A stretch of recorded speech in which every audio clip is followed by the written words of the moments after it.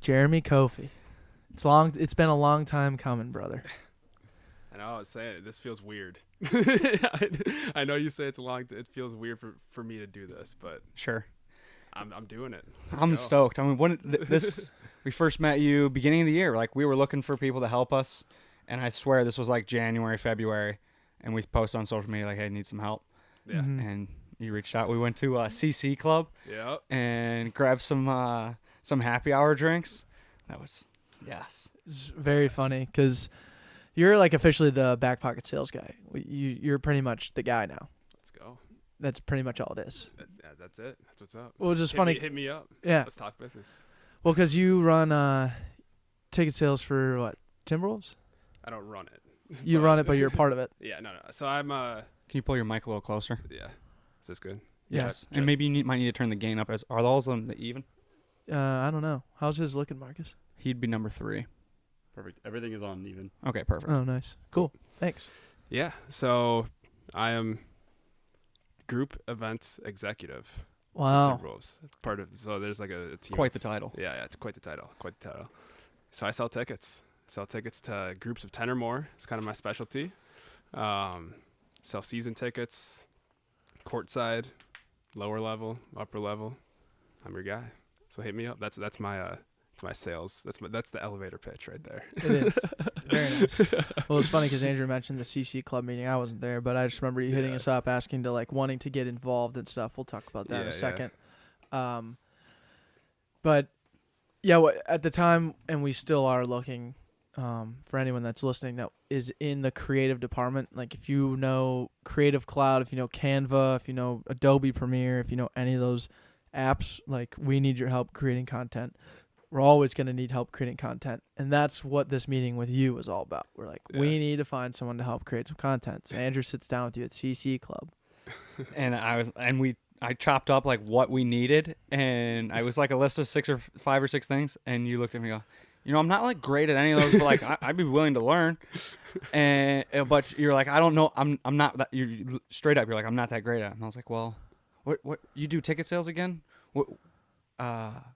We need help making money. Backpocket sucks at making money. Would you be interested in helping us gain sponsorships? And you're like, yes. Like I need to tap into the creative side of being a salesman, and like the Timberwolves thing is awesome. It's a great entry point, and there's definitely growth there, but they give you kind of like the strategy of how to do it. With Backpocket, it's more just like, hey, dude, just go do your thing. Figure it out, yeah, we'll figure it out as we move forward. Test the waters. Yes. See what works, see what doesn't. And you said yes to that, and that fired me up. I was like, all right, now Backpocket's got a standing chance. Yeah.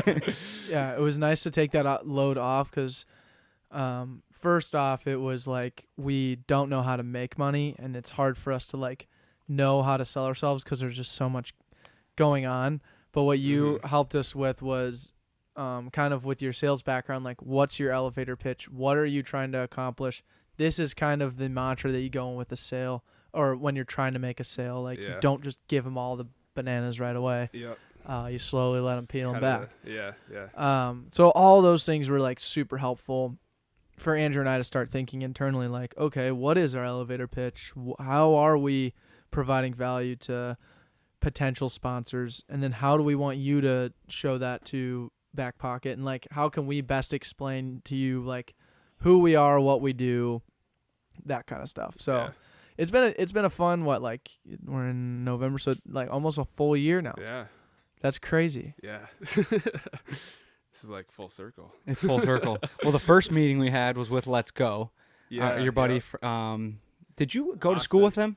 Yeah. Well, he's from St. Cloud, so I didn't go to the same high school, but I know his family, or I know the Bolligs are kind of, Bobby Bollig's doing the stuff with the Gophers, and the Bolligs are just kind of like they're a big deal. Yeah, well, yeah, in the Twin Cities area. We can say it. They're big. They're a big Minnesotan deal. Yeah. So I kind of knew what he had going on, and that was kind of the first thing. I was like, I kind of know him. I know these guys. I feel like there's a way that we can both play in the same sandbox. Mm-hmm. Yes. Yes. Yes, King. So yeah, that was the first official business meeting. And now we're able to work with them a little bit with a date night podcast. Yeah. So that's just cool shit. So he's from St. Cloud. You're from St. Cloud. Yep. And you end up going to school in St. Cloud and playing football there. Yep. Gotcha.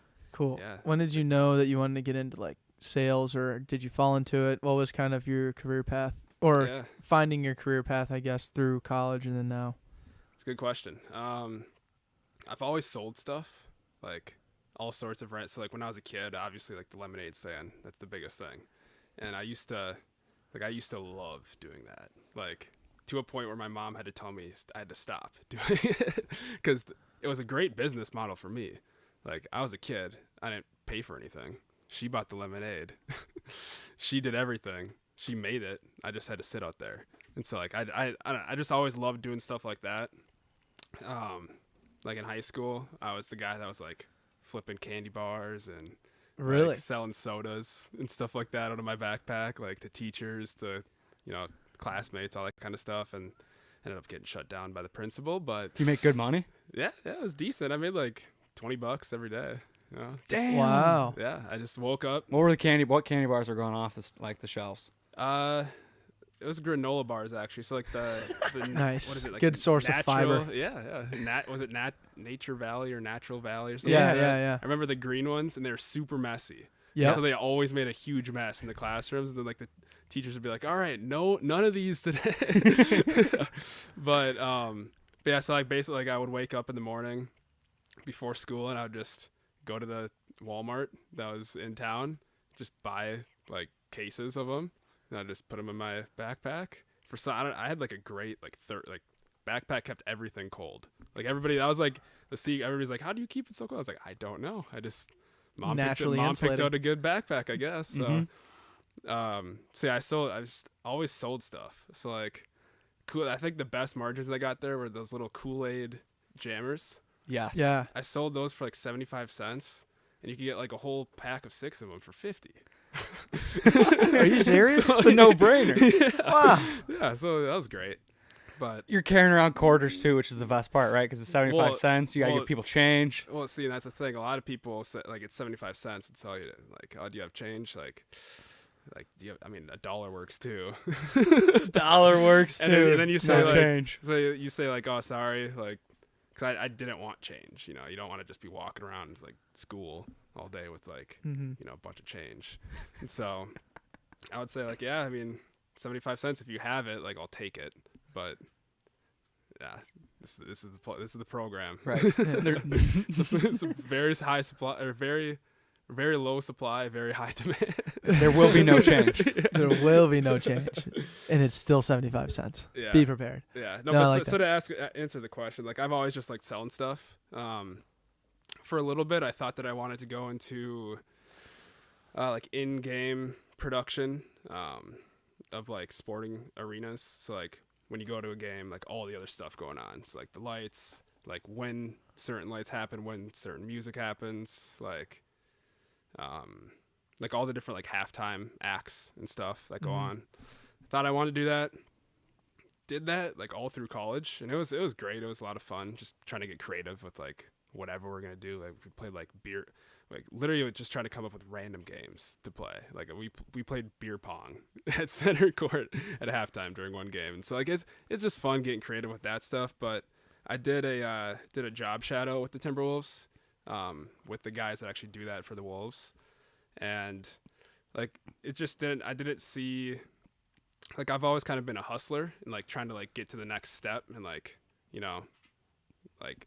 earn, I guess, in a way. And so I didn't really see that in that like career path. And so then just through mutual connections got hooked up with the guy that at the time the inside sales director for the Wolves. Hopped on a phone call, just phone interview, turned into like a real interview the next day, like literally the next day, and then went down there, got the job. Now the rest is history. Hell yeah. That's awesome, dude. Yeah. I can definitely see your hustler's mentality. That came out early when we started working with you. And honestly, the cool part, for the people listening that aren't really in the know, you work for us technically, but like you've grown to become a friend. Like we genuinely are like, oh yeah, let's invite Jeremy places because you're an awesome dude to hang around, good dude to keep up with. Like I think not only have we become like we work together and stuff, but you're more than that. You're like a true friend. Golf with you, hang out with you, came to Halloween parties with us. Yeah. But so that's one thing, one part of it. But I knew you were a hustler when we started working on Boatchella advertisements, and Andrew and I had 2 advertisers last year for our first round of Boatchella, and within 2 weeks we had like 10 Zoom calls with like 8 different companies, and it was us explaining exactly what the hell we were about to do, and we pulled it off. But a lot of that was the legwork you put in to just be like, hey, you guys think these guys would be good at sponsor? Hell yeah. Like there's no second guessing any of the sponsors that we had, and it worked like fluidly. And it was super cool to be able to have that opportunity, because without you, we wouldn't have never even come close to that. Yeah, appreciate that. And even that was a lot of fun. It was that was so fun. That was so much fun. That's when the creativity was able to flourish. Yeah. Coming up with the packages, starting even with the amount of tickets getting sold at one time. Yeah, you were with us the entire process, not just sponsors and everything, Yes. which is a good part to say. The branding and the marketing of it all. Like you mentioned to kick off this podcast, how you do group sales. Like that's your specialty, 10 or more. Mm-hmm. You came to us with the idea of we should sell like a group ticket, early bird, 8 tickets or more. Yeah. And just to get like friends of 8 ready to like buy them all at once. And that just, when you see that hit your bank account, you'll be jazzed because 8 people are coming in at one point. Yeah. And you just sell them at like 10% less each ticket or whatever it was. Just give them a deal. Yeah. That shit was brilliant. Yeah. That was brilliant. That was legitimately brilliant. Like that was like what 77% of our ticket sales for that first 2 weeks we had the early bird Was early bird, yeah. I was actually surprised at how many people like came through on that. Like that was sweet. Yeah. Like to see those like, okay, we get, like you were texting the group like another group of 8. We call them 8 balls. 8 balls. Another 8 ball. But it worked. It worked flawlessly. Yeah. Even in the middle of a freaking pandemic, people were like, "Yep, we're doing it. Like this makes perfect sense." We only had one person, one group of 1 8-ball back out on us, which was pretty sweet. Mm-hmm. Yeah. Well, that kind of goes back to like why I brought it up in the first place when you're like talking about making money and like all that kind of stuff. Where it's like I find those types of things like super exciting. Like something that's like it's almost like a blank. It's almost like an artist like looking at like a blank canvas and being like, I want this to be art at the end of it. It's almost like the same in a weird way. It's like the same way in like a boring like business sense. But Well, no, it's like the art of like making money, but there's yeah. different ways that you can make money. Like you can trick people. Yeah. You can be a little savvy about and still trick people. Hence the 75 cents for the Kool-Aid. You're hoping to make $1 at least 50% of the time, or you're just banking on just other people not having exactly what you're asking for. Yeah. But I think that's what you're getting at, right? Yeah, it's just like the opportunity to try to like do something new, right? Like like for me at least, like Boatchella was new. And like even everything that I've really done with you guys is new. And so that's just exciting. Mm-hmm. You do tell us that a lot. You're like, I've never done podcast advertising sales before. And we're like, either of way. Either of way. We barely know how it works. Yeah. Which is the best, I think. Agreed. I think that is the best. And I think that's kind of what I tap into a little bit here. Like you came to us, like I think like why, maybe I'll just ask you right here, even though we've talked about it before, like why did you want to work with us in the first place, or what was kind of your value gain through working with us? Yeah. So I think the why that I wanted to do it in the first place was just, I don't even remember how I got like put on to your guys' podcast to begin with, but I started listening to it at some point last year. And I just liked that. I liked the way that you guys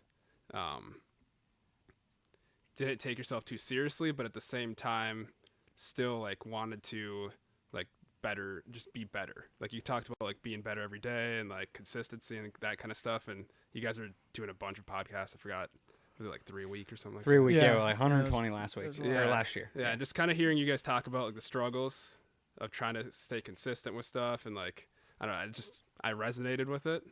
And then it was I saw you guys put up this thing that you're looking for help, and I was like, well, these guys seem pretty cool, and I'm trying to make some new friends. There you go. And so I'm gonna reach out and see what happens. Yes. And so it's almost like friendship, but also like being like part of a team in a way, like because like obviously the Wolves, I'm part of a team, but it's like a huge corporation already established, like not a whole lot of room for something new in a way. Mm-hmm. And there's like a whole lot of room for doing something new with two guys that I thought were pretty cool and ended up being really cool. Yeah. I do remember you saying that, the friendship aspect. You were, because from St. Cloud, which is, for the people that don't know, it's what, 2 hours west of here, hour and a half west of here? Yeah, it's like an hour, 15, hour and a half. Okay. Something like that, yeah. Yep. And so you're coming to the cities, came here with your girlfriend, and you had been here for maybe 6 months, maybe a year, and you were just like, I just want to meet new people. I think that was like the coolest thing. Like not only do you want to meet new people, but you want to help someone's like startup business, passion thing they care about deeply flourish. Yeah. And then, I mean, you literally hit the ground running. And I want to go back to the Bochella thing as well. The packages that we would align for each sponsor, like the tiers, that aspect didn't really dawn on me right away that we should offer tiers, and we got hella creative with that. And every single person that we would pitch wanted our top package. Yeah. So I was just like very thankful again for you with that, because Bochella would not have happened like as successfully without your creativity and then the work you put in to make the creativity flourish. So Sweet. that shit it worked well. Yeah. Well, and I think that also just like helped the aspect of like the team part of it too. Like, you know, you've been a huge part of the team because you've been putting a ton of work in for it too. Yeah. And that's the part that gets me fired up, because like we have something that we all are working towards and we all know what it is, and we're all like helping each other out and working together to build it. And that was seriously Bochella, and will probably continue to be Bochella. Yeah. Backpocket's just like we're not all over the place, but there's just so much to it now that it's like when I struggle when bringing new people on for specific things like content or social media strategy, like stuff like that. Like it's hard to bring someone in right away and they know exactly what they know exactly what it is and how we should go about it. Like that's what I love about Bochella so much. Like praying that our trademark like passes through and we don't get like a what do you call those things? A cease and desist. We might get it. Who cares? Whatever. But like that to me is one thing that like you say Bochella and you say it's Coachella themed boat party, and like there's like actually not a follow-up question. Yeah, clicks. And that's what I think what you were talking about. It's not even there's no follow-up. People say it's cool. They don't even know anything about it. They're like, "Oh, that's cool." Like I just told you what it was called. Like something else that it was kind of like, but they're just bought in right off the bat. Mm-hmm. Right. So yeah, that's a goal. Name's golden. Name is golden. Well, and that still goes back to the point of like that's where when we know it's cool and we all agree like we're confident like that is a cool thing. Like it needs to be sold. Like you did a really good job of selling it. Like it went hand in hand. It was like you told them what it was. You went and hustled and found the right people. You got the tiers, and we made money on sponsor. Like we got to work with 5-6 different companies. Freaking awesome. Yeah. Now where we're at with like podcast sponsorships and all that. Like quite honestly, like what we brought you on for is not something that we even like have scratched the surface on very well. Just because like we don't really know what we can offer, the power of what we can offer. We're still like honestly trying to figure that out. Yeah. Yeah, no, I agree. And that's like the beauty of it though. Right. Mm-hmm. Like I love like basically just opening up like a Google Doc and just like making bullet points of like just thinking through stuff and like trying to share it with you guys and you're like, "Oh yeah, that could work," or like getting some pushback, and yeah. It's just up and to the right. Up and to the right. That's how you got to think.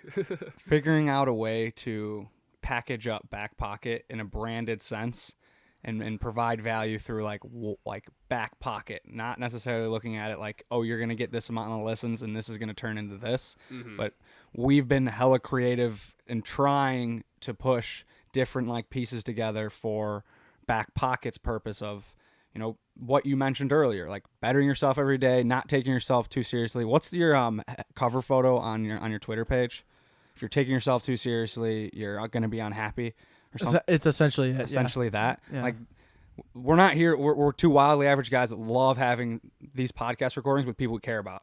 Yeah. The fact that we can sit down a year from now and have endless conversations about just things we've done and who we are, I think is the coolest thing. If you were to come on a year ago and then we were just going to talk about, you know, St. Cloud, playing football, we could have bonded over that easily. Yeah. All playing football together. But now we've like done things. Mm-hmm. Like we've accomplished some things that other people weren't willing to try. Yeah. I think that's fucking It's sick. like a certain level of like perspective. Mm-hmm. Yeah. So, it's hard coming up with how to pitch Backpocket to people that don't know what it is. Yeah. Especially when we come at it with the angle of podcasting.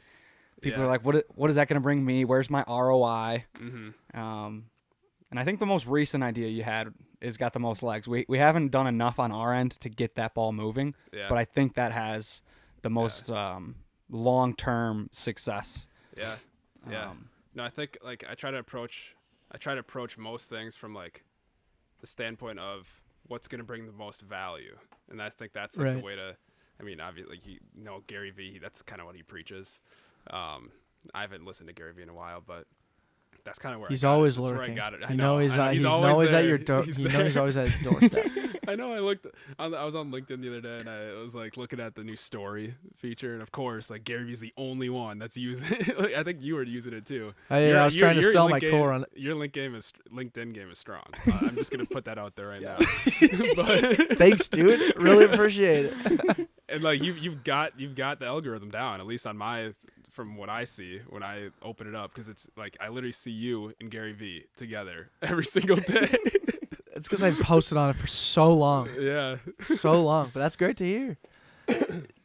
But anyway, so like value is kind of where I try to come from with a lot of like the ideas that I come up with, and even like making the packages, and that's kind of where they all came from. Where it was like, okay, what type of like how can we provide the most value in these packages and like match it up with the companies that Mm-hmm. like want to partner with us, and like what are they going to see as value and how can we provide it basically. So Yeah. The quote, by the way, is the more seriously you take yourself, the unhappier you're going to be. And it's like, it's a good quote, but it's kind of sad. Like I wish it was the other way around. The less seriously you take yourself, the happier you're going to be. yeah. Right? that's true. Go But I positive. think I kind of so that's actually another going back to like why I even reached out to you guys and why I think I like why I like resonated with what you guys talk about is like the wildly average thing, and that's definitely something that I was not trying to be when I started off working with the Wolves. Like my whole idea of like corporate work is like super like business proper all the time, like so like my mindset was just kind of like just off tilt a little bit. Like I would literally go into meetings at work and like sit up straight, like try to like make sure like my posture was like right, and like try to be so like buttoned up in every single thing that I did, like super professional and everything. And I think that like the quote I think is on point because like it just wasn't that's not a sustainable way to try to live. Agreed. And so like the way that you guys approached it was like just being average, but at the same time being like driven, and that wasn't like a message that I had really heard. And so I think that's like, now that I'm putting it all together, I think that's really the reason why I resonated. But Hell yeah. yeah, Average but driven. We mostly have it together. Yeah. We always almost mostly have it together. I like that. But I that's exactly what it is. Like, don't sell yourself short, but understand you're always short. Yeah, Like, and as you, the more you understand that you're gonna be short, then the happier you're gonna be. yeah, And it's not that you should be okay with like not reaching your goals or falling short of a goal. It's the fact that once you hit a goal, there's another goal that you could hit.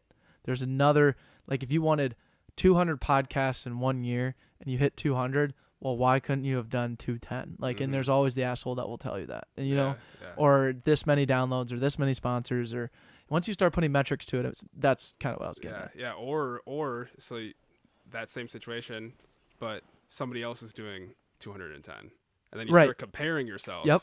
And that's another thing where it's like, that's I mean, one of the things like I've been doing over COVID is just trying to like think a little bit more, which sounds like ridiculous to say, No but way, dude. like I feel like I was just kind of lost in the sauce of just like going through, or not even lost, but like just going through the motions basically. And COVID's been like that one thing that's like interrupted everything for everybody. And when I was doing that, like 100 miles in 30 days or whatever challenge, The Goggins one in October. it when wasn't was Goggins. it? I just kind of made it up. Like I just put like a random number out there. Oh, okay. And so it was just, yeah.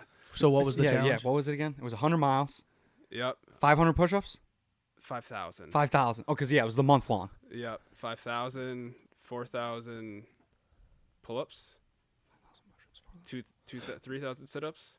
I failed. I didn't do it. Okay. But Were you close? I mean, what was yeah, so I got about like 2/3 of the way with like across the board. Mm-hmm. nice. But so like back to what I was gonna say, like when I was running, there was like a time where I was running, and somebody would like pass me, like another runner would come and pass me, and I would think to my head, my first initial like reaction is like, oh, people are passing me, like I gotta keep up, like Right. I gotta compete, like I'm a competitive person, I've got to make sure that I pass them at the next turn. And then like I thought about it as I'm running. I'm thinking, I'm like, I've at like mile 5. That person might have just started running, and so like my natural instinct is like to try to compare, like right away. Like I gotta like be better. I gotta keep up. I gotta whatever.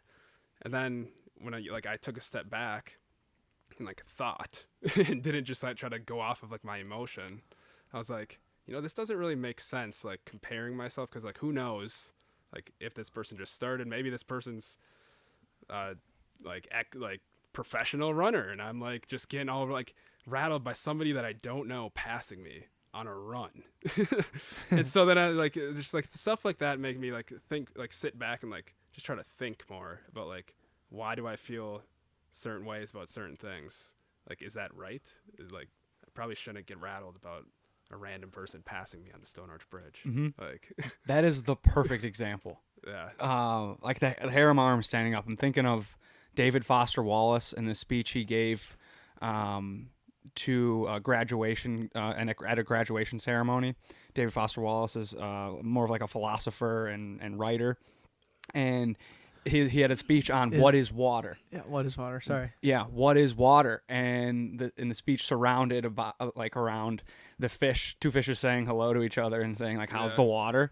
Yeah. And the fish, one of the other fish was like, there's water around me.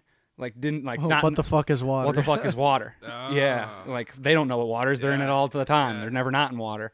And then he goes through like life scenarios of you take like exactly that, like Yeah.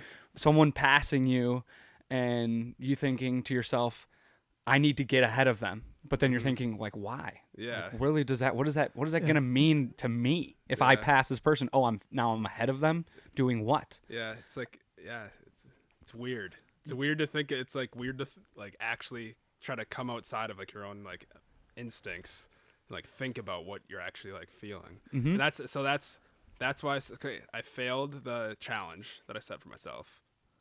But I think that like just that moment, like of just being like reflective and trying to carry that with me, that moment right there is like a win, even though I failed the challenge. Yeah. 100%. Yes. So 100%. I think, and going off what Andrew and you were saying, was like, who knows if that lady who dusted you on the Stone Arch Bridge, yeah. which I'm imagining like she dusted you like that, like She's you wearing felt like neon. you like felt her draft, Yeah. like it like knocked you off course a little because she was Yeah. going so fast, and I think it has a lot to do with how slow you are. Just saying. So yeah, you should pick it up just a tad. Don't have to catch her because she sounds like she's flying. But yeah, she could have started at the beginning of the bridge, and you're on mile 5, which is an exact reason of why you should never compare yourself to others. If we've come out with 290 podcasts and someone else, I saw the other day, if you follow him on LinkedIn, he's a great follow. Mark Mitri started his podcast the same exact time that Andrew and I did. become good friends with him. He has 595 podcasts out, and Wow. he's one of the #1 podcasts in the country. Wow. And he started it the exact same month as Andrew and I did. Like it would be Yeah. great for me to compare. It could be easy for me Yeah, for yeah, us to yeah. compare ourselves to See Mark what you're Mitri, saying. but like his opportunity set and his landscape and his mindset is just simply different than ours. Mm-hmm. It's not wrong of me to think, or to it's wrong of me to compare because we're in two totally different situations, but it is right of me to compare and look at it and say that's a great reason to do better, or that's a great reason to try harder. That's a good angle that I can leverage for myself, just like Mark does to us all the time. Like Declan, he'll respond to like Instagram stories when they're funny, like, this really made me laugh, thank you for that. It's like, cool, like we can exist in the same space, and there's not a problem with that. In fact, it's even better that we're both there. Mm-hmm. Yeah. It's good that lady and you were even running together Yeah. on the bridge. Yeah. You know? I think it's just about being like self-aware to be able to check yourself. Yes. Like check your own like emotion in a way where it's like, because you can get down on yourself, right? Like that's where like the comparing thing, and I feel like it's okay because that's gonna be my natural instinct, like to try to compare. But like the more that I check myself, I think the more and more that becomes less of a natural instinct. Mm-hmm. And so that's, trying to be better every day. Yeah. That's the goal. I do think that's another Gary V thing that he fucking nails out of knocks out of the park. Yeah. Like don't compare yourself if you're 20 and the person across from you is 20 and they're here and you're there, and you're looking at them like, oh, I'm a piece of shit because of the things they've already accomplished. Like that's never gonna get you anywhere. I do really appreciate you like putting that challenge on your calendar. Like that's not an easy thing to say yes to and then accomplish 2/3 of it. 1,000 miles, 5,000 push-ups, 100 miles. 100 miles. Yeah. I was now thinking in double zeros Yeah. or triple zeros. 100 miles, 5,000 push-ups, 400 pull-ups, 300 sit-ups in 31 days. Yeah. And you got 2/3 of the way done. Was there a point in time where you were just like, what the hell am I doing? Or was there a point in time where you're like, I don't think this is possible? How was your mindset progressing throughout the month? Yeah. So I think I learned like two major things. So I'll answer kind of that question in a roundabout way. I learned two major things from like failing this challenge. One we just talked about. The second one was, which was just there's like comparing don't yourself, compare yourself. like Got it. Yep. that kind of stuff. The second one is I learned something about myself is I need to like put like a strict schedule to myself for when I want to accomplish things. So like what I would do, and my mindset was like up and down throughout the entire thing, where it was like started off where I was like killing it the first week, right? Like I was like thinking in my head, I was like, I might as well try to get this done in like 20 days. Like why 30? Like I'm gonna, like I was like on cloud 9, like this is gonna be easy. Second week comes around, like it's not something that like I never once thought like, oh, I just don't want to do this, like I don't want to do the challenge. But it was more so, oh, I'll run, like I'm not gonna run in the morning, I'll run at noon. At noon something pops up, oh, I can't run now, I'm gonna run later, like this afternoon or this evening. The evening would come up, oh, I just kind of want to watch like the NBA or football or whatever's on. And then a whole day would go by, I didn't run. I'd be like, okay, I'll make up for it tomorrow. I'll do double. Tomorrow would come around, same thing. So now I'm 2 days into just like not following through with what I was like the original plan. And then the third day would come. I'd be like, all right, now I got to get something in here. So I'd do like what I was supposed to do the first day. So like that would be like a whole week of that. And then the next week it would be like, okay, I've got this. So like now I'm on cloud high, like I'm cloud 9 again, and I'm running like 8 miles in one day, which like I've never ran that much in a single time. So like kind of proud about it. Yeah, Kind of about pat yourself on the back. And so like I would be like Flex that, doing King. stuff like that, and then all of a sudden like the weekend would come and I had planned to run through, and then it just wouldn't happen. So basically like I looking back at it, I needed to set a certain time in the morning where I had nothing else going on, nothing else to like come in and interrupt it. and I would have been good. Right. But yeah, so that's my thought process through the whole thing was very up and down. Sure. Yeah. And then at the end of it, I ended in Arizona and I was like, okay, I'm just going to run in Arizona. I got this, visiting my friends, but I'm going to just, carve out some time. I ran one day that I was down there and it was super hot. And I was like, it's just, I can't, I'm failing. I'm not going to do it, but I learned some lessons along the way. No, that's awesome. Declan, he preaches this all the time. Like people ask him all like very frequently, especially when we go on other people's podcasts, how do you do it?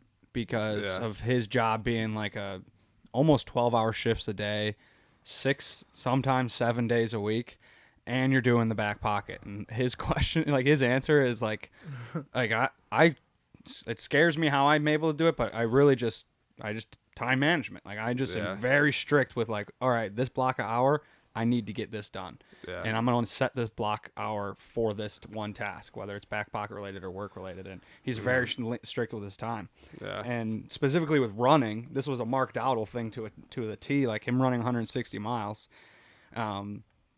He would set like marks on the road of like, just like the hashes, like the split dividers between a road. He's like, I'm going to run 8 of these things in a row and then I'm going to walk 4.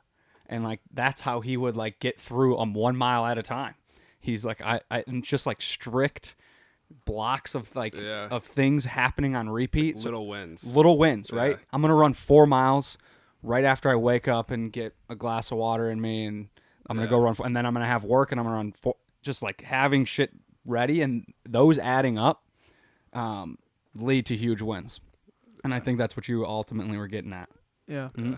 And I'm struggling with it myself too, because when I moved out to Arizona, so like by the time this podcast is out, like I'm fully now in Arizona, in Phoenix, living in an RV. I'm gonna take this off real quick. Yeah, no worries. Sweat my balls off. Yeah, dude. Our AC's not on today, but it's cold out now, so I don't know. Did we turn the AC off a long time ago? We might have turned the AC off. Yeah. Wow. No, I'm not used to talking about myself, so I'm just getting hot. You're getting hot. There's also a hell of equipment in here, and it makes this room really hot. I think that has something to do with it for sure. But speaking of hot, just being in Arizona and different climate, different like workout routine that I've had to take on, and like being back here for a couple of days where I can like get a workout in at Alter and like be like totally cool with it and everything, like. That's been my biggest problem. Yeah. Is self-motivation. Where if I'm going to get up at 5 tomorrow, I got to run for an hour and then I'm going to work and I'm going to go to work all day and then I'm going to wake up and do it all over again tomorrow. Yeah. And it's like I'm going to run this around the same area again, and I'm not going to like I know exactly what I'm getting myself into. I know the hard parts, and like that's it.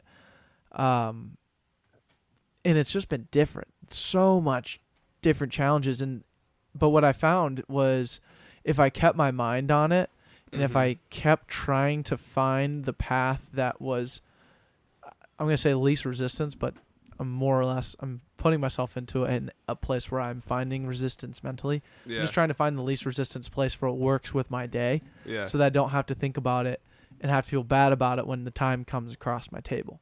So like at 5 a.m. when I was doing it, I was like, dang it, like I'm getting yelled at for being to work late at 7 because I'm starting my run and running for too long. But I can only run at that time because if I run after work at 6:30 p.m., it's piss hot outside. I've already worked 12 hours. Like the last thing I want to do, again, putting it in the right time of your schedule, the last thing I want to do is run. So like now going forward, I'm like, well, it's winter in Arizona and it's cold in the morning. It's like a brisk 37, and I don't want to run at that, but it's sure as hell nice during the day. It's like 70 degrees by the end of the day. I'm running in that. I'm going to set my mindset now to when I'm pissed tired at 6 p.m., that's when I'm going to run. That's when I'm going to make that decision. But again, like the regimented mind would tell you, no, keep running at 5 a.m. Like that's how I used to act. Like I didn't care how much sleep I got the night before. I was waking up at 5 for an altar class. Like Andrew knows, I sleep deprive myself forever. But now I'm more fluid with it, and Mhm. I'm more apt to trying to put myself in different situations Yeah. that still are mental challenges. Yeah. It's wild. You don't think you're gonna Like run that. it when it's 37 degrees outside? No, I don't think know. you can. I think know that's I when can you'd for rather sure. run. I think to it's be honest. honestly when there's no snow. Mm-hmm. I think when there's no snow, like, cause I was running, it was coldish when I was doing it. And you don't feel it. No, I know. Does it get down to 37 in Arizona? Yeah. That shocks me. Yeah. At what time Really? of the day? At night, Yeah. So night, early Wow. morning, like night, early morning, you're waking up 5 and a.m. it's Yeah. it's it's dark out. it's cold. It gets Yeah. below freezing. It's a desert. So there's It gets really cold at night, really hot during the day. Except Yeah. in the winter, it just gets up to 70. and doesn't 80. snow. And then I heard That it is snowed nice. like once or twice last year. That was it. It's crazy. We already got 8 inches here. Yeah. No, I'm excited to see how it's just gonna be nice. Like I'm gonna buy a pair of Birkenstocks this winter. I'm gonna just wear those in the winter. Never had a pair. I want one now, more than ever. Yeah. But either way, I like. That's really cool that you at least tried because Did like you get Andrew any said- of those done? Of the like the Yeah, push-ups, of the pull-ups? yeah. Oh yeah. No, it was like 2/3 across the board. Okay. Oh, Yeah. nice. Yeah. Cause Gotcha. I mean, that's all I did. I didn't actually lift weights like for that full month. It was just Nice. like so I felt like I had to at least get a little bit of a pump in. Right. Can't just be a straight runner. Right. Don't become the runner guy. Strictly running guy. Sorry, Mark Dowdle. I'd like to see you do some more push-ups. I know you're getting a decent amount in, but I'd need some more out of you. I think he'd It agree. would be nice If you think he'd if agree. he did. Yes. I think you're totally right on that end. But Any, that's cool. Any other side projects you got working? So you got the Timberwolves going. You're helping out with us every now and then. Any other side sales projects or just things that you're doing? Yeah. Yeah. Actually, bio. Oh, I hit bio up the same way, literally because of you guys. You must have told him to do it because he posted on his story, and I hit him up and I was like, "What's up, man?" That's awesome. I didn't know that. Yeah. That's super Yeah. fucking sick. Yeah, so right now with bio, and again, it's something I've never done. I have no idea, like, you guys talk about it, like, what is it, like the FOG? Foag. FOAG. Yeah, Figure FOAG. it out, adjust, and go. Yep. So, FOAGing with bio, so I'm doing bookings. So, like, it's going to be kind of my focus is, like, bookings, getting him booked at different venues. So, Cool. yeah, so That's me and dope. him, we've had a couple, he's kind of put together a little bit of a team right now. So, we've had last like 3 Thursdays, I think, just little team meetings, talking about random stuff. Got a Google Doc going. So yeah, That's super gonna cool. start trying to help him out. That's very, very Dude, you're a fun to hear. hustler. You are a hustler. That makes me very Yeah, we excited. told Bio. He came on the show and we were like, he was talking about how he struggles, like, again, kind of being time management, but also just like staying consistent with things because there's just always things going on. Yeah, And Deck and I were like, all right, well, how did it help us this year? Was asking other people to help us because we can't do everything. yeah. And literally within 24 hours, he had an Instagram story posted, and you fucking. That's what I hit him saw. up. Yes. That's what I saw. I literally reached out. I was like, I was Cool. honest. I was like, hey man, I've never done any of this stuff, but I'm good at connecting dots. That's what I think that's what I said. I was like, I'm good at connecting the dots between ideas and trying to make them. Because that's another thing that I like too. Is just like taking an idea and like seeing it actually like become a thing, like come to Yes. reality. Yes. Mm-hmm. And so, yeah, bio. That's my side hustle going on right now. I love that. Along with you guys. Well, you got your and- camera too. Right, Kofi camera. Oh yeah, Kofi's camera. Kofi's camera. How's that coming along? What kind of camera you got nowadays? Rebel DSLR. Mm. Yeah, that's literally just more of like a hobby. I wouldn't necessarily call it a hustle, but Right. You're just But like I'm the just pictures taking guy. pictures of like random stuff. Like And when with your friends, like you're Yeah. capturing the moment. yeah, it's like like like a Instagram lifestyle brand. Like I don't know what you want to call it. That's like I was literally like going to the bio and I was like, what do I even say? And I was just like lifestyle. Because yeah, so I literally take pictures of friends, just having a good time. Basically, that's what. Then anything else that I think looks cool. Like I literally took a picture of a golf ball with some cool like backlighting. It's kind of a cool picture, and then it's weird. It's just kind of like I'll go on a walk and just like see some stuff and be like, hey, let's take like 20 pictures of this. One of them will probably be decent. Oh yeah. So Why'd you pick Yeah. up the camera initially? Is this a recent thing, like picking up the camera? started in so back when I used to like be super into BMX racing and stuff like that.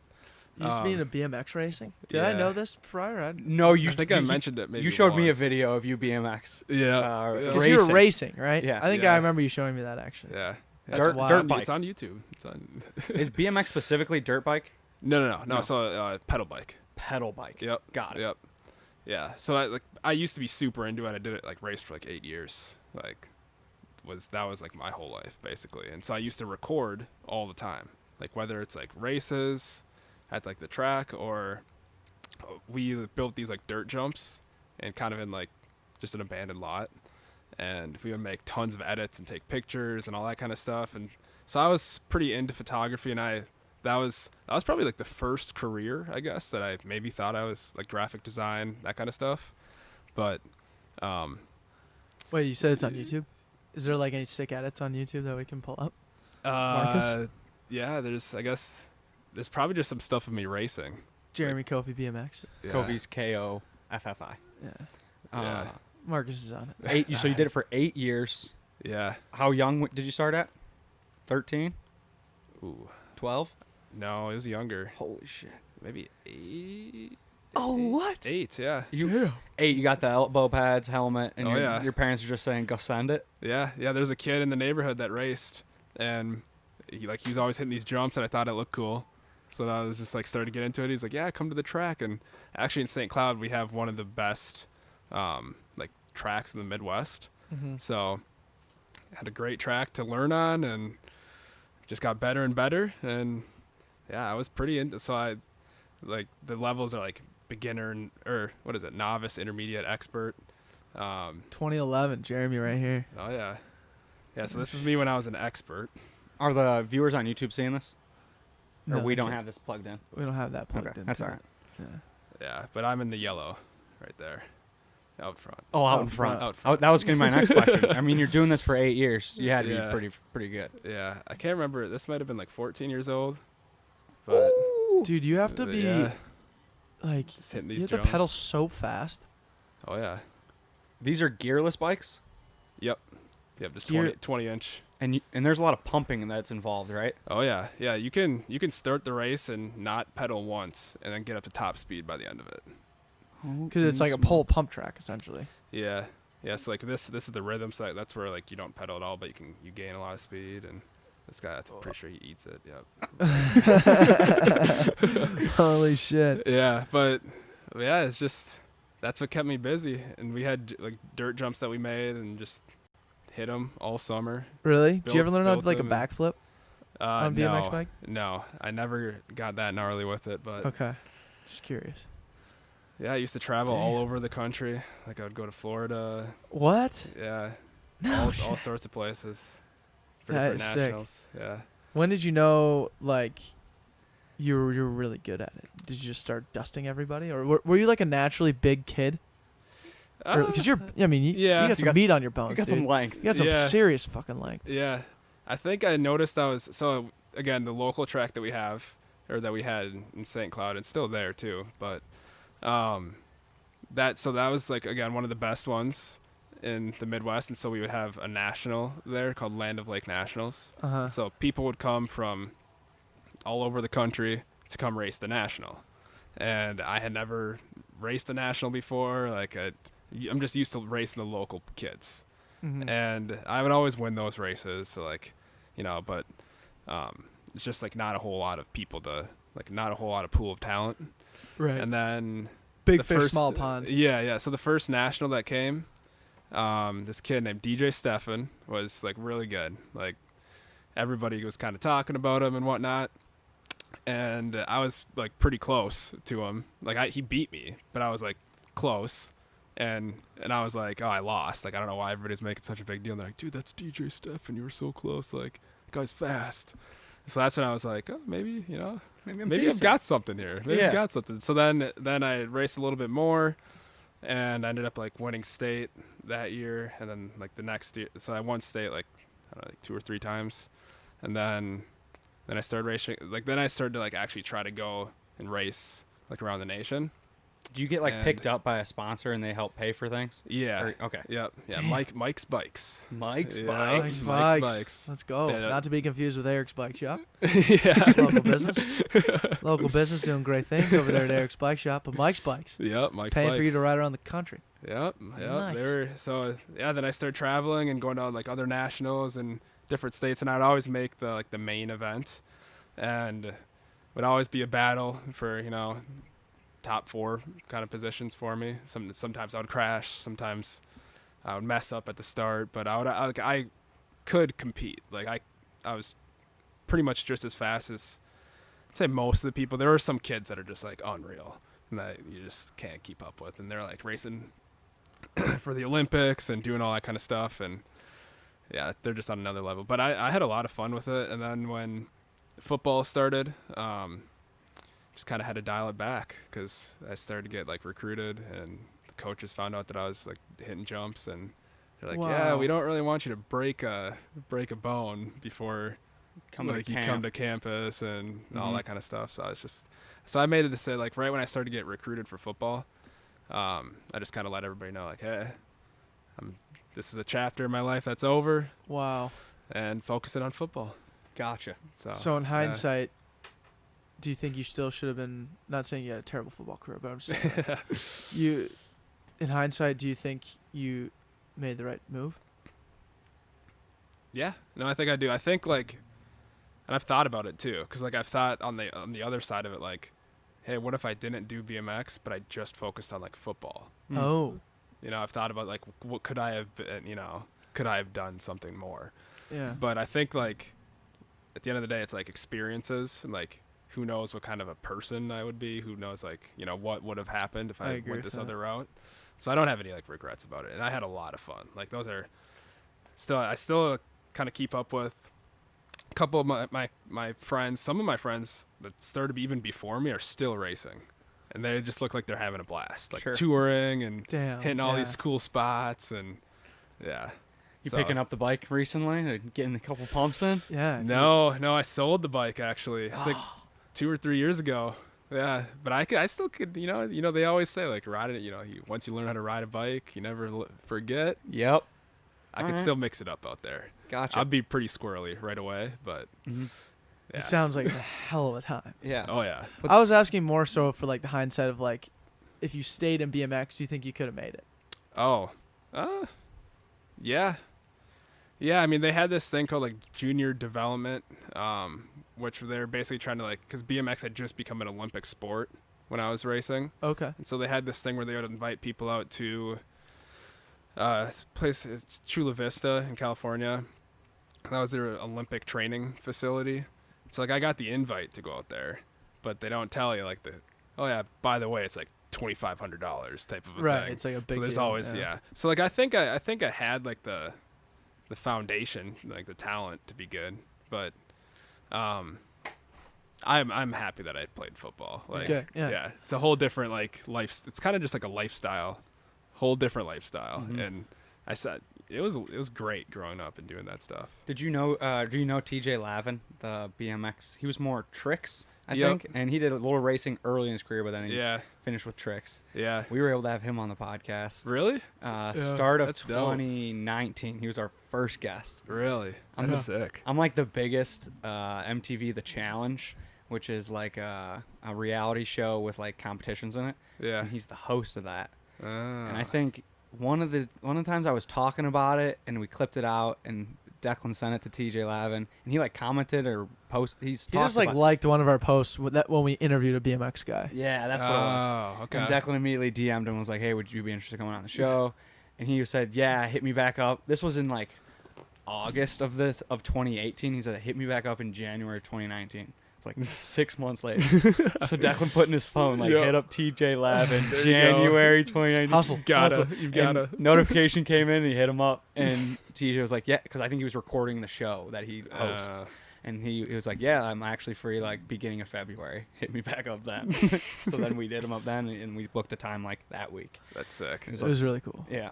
That's sick. So the reason you picked up a camera was because Yeah, BMX yeah. riding. to go all the way back. To go all the way back was because BMX riding, you were creating a bunch of content, putting your own stuff out there, and now you're back at it. So you're not doing the bike riding anymore, Yeah. but you're being creative with the camera. Yeah, I just kind of liked it. Like, I was just like, it was quarantine. Like, I had nothing to do. This is like the beginning where like stuff was like locked down. Right. And I was like, I have nothing to do. Like, what can I do that would be like entertaining?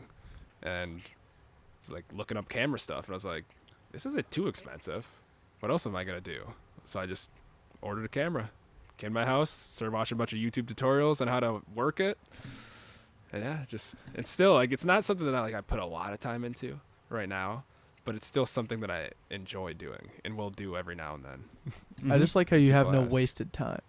Yeah. Like you're spending the time doing things that you're curious in, and you're leveling with yourself. Like, I'm not the best at it, but I care about it enough to try it again and again, and like, Yeah. and again, not obsess over it, but still seeing if you like it or not, because you don't know if one thing turns into the next and it becomes something big, right? That's maybe it happens, but that's not Yeah. really the impetus of why you do it to begin with. You do it because you're curious, and do it because you have time to be creative, and you are attracted to that outlet of creativity. Yeah, I think that's a really good way of actually putting it. And then also at the same time, like, while I'm doing that, also looking for opportunities, like what you were saying, like it could lead into something.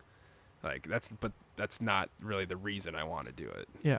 Which, yeah, you hit the, what is it? Nail on the head. Nail on the head. I always want to say hammer on the head. But that doesn't make any sense. That would make sense. Nail on the head. Being creative, leading to new opportunities. We had intel that you might know another language as well. Is that? Yeah. Where'd you get that from? Oh, I'm just kidding. Okay. So I have to say I really don't. Okay. So I can, it's kind of a weird thing going on, cuz like my first language that I ever really like knew was French. I grew up basically like bilingual, cuz my mom, You are French. You look yeah, French. Yeah, well, Ivorian. So like I'm from West Africa. Like, Oh. yep. So I can kind You said of your understand. mom speaks French? Yeah, well, my dad and my mom both speak it. Okay. What happened was when I was a kid, when I was really young, my dad would go off on these like work trips that lasted like a really long time, and my mom, when we were in West Africa, like would not really have anybody to speak English to, and so like she would just keep speaking English to me, and then apparently what my dad says is he would speak to me in French and I would answer in English, and he just apparently gave up speaking to me in French and just only spoke to me in English after a certain age.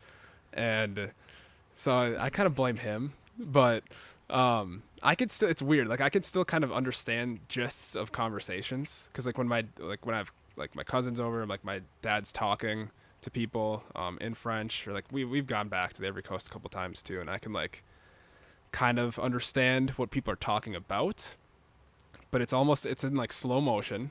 So like as soon as I they were talking about that, then the conversation's already going on in a different way. Mm-hmm. And I can't really say anything back. And when I do try to say stuff back, everybody laughs at me. So I've stopped. Altogether. But yeah, well, I mean, like, yeah. So I can get by just enough. Like when we were back, like in 2017, I want to say it was 2017.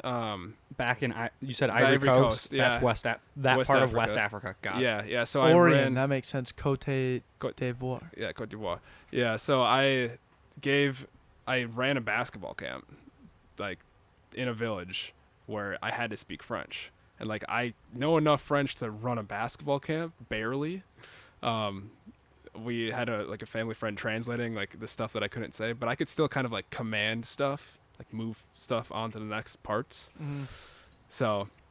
that's a very complicated answer to your question. Mm-hmm. So it's more so like kind of, but not really, but kind of. Yeah. You can understand another language. Kind of. Kind of. Yeah. You choose not to speak it because you're probably around people that can speak it really well. Oh yeah.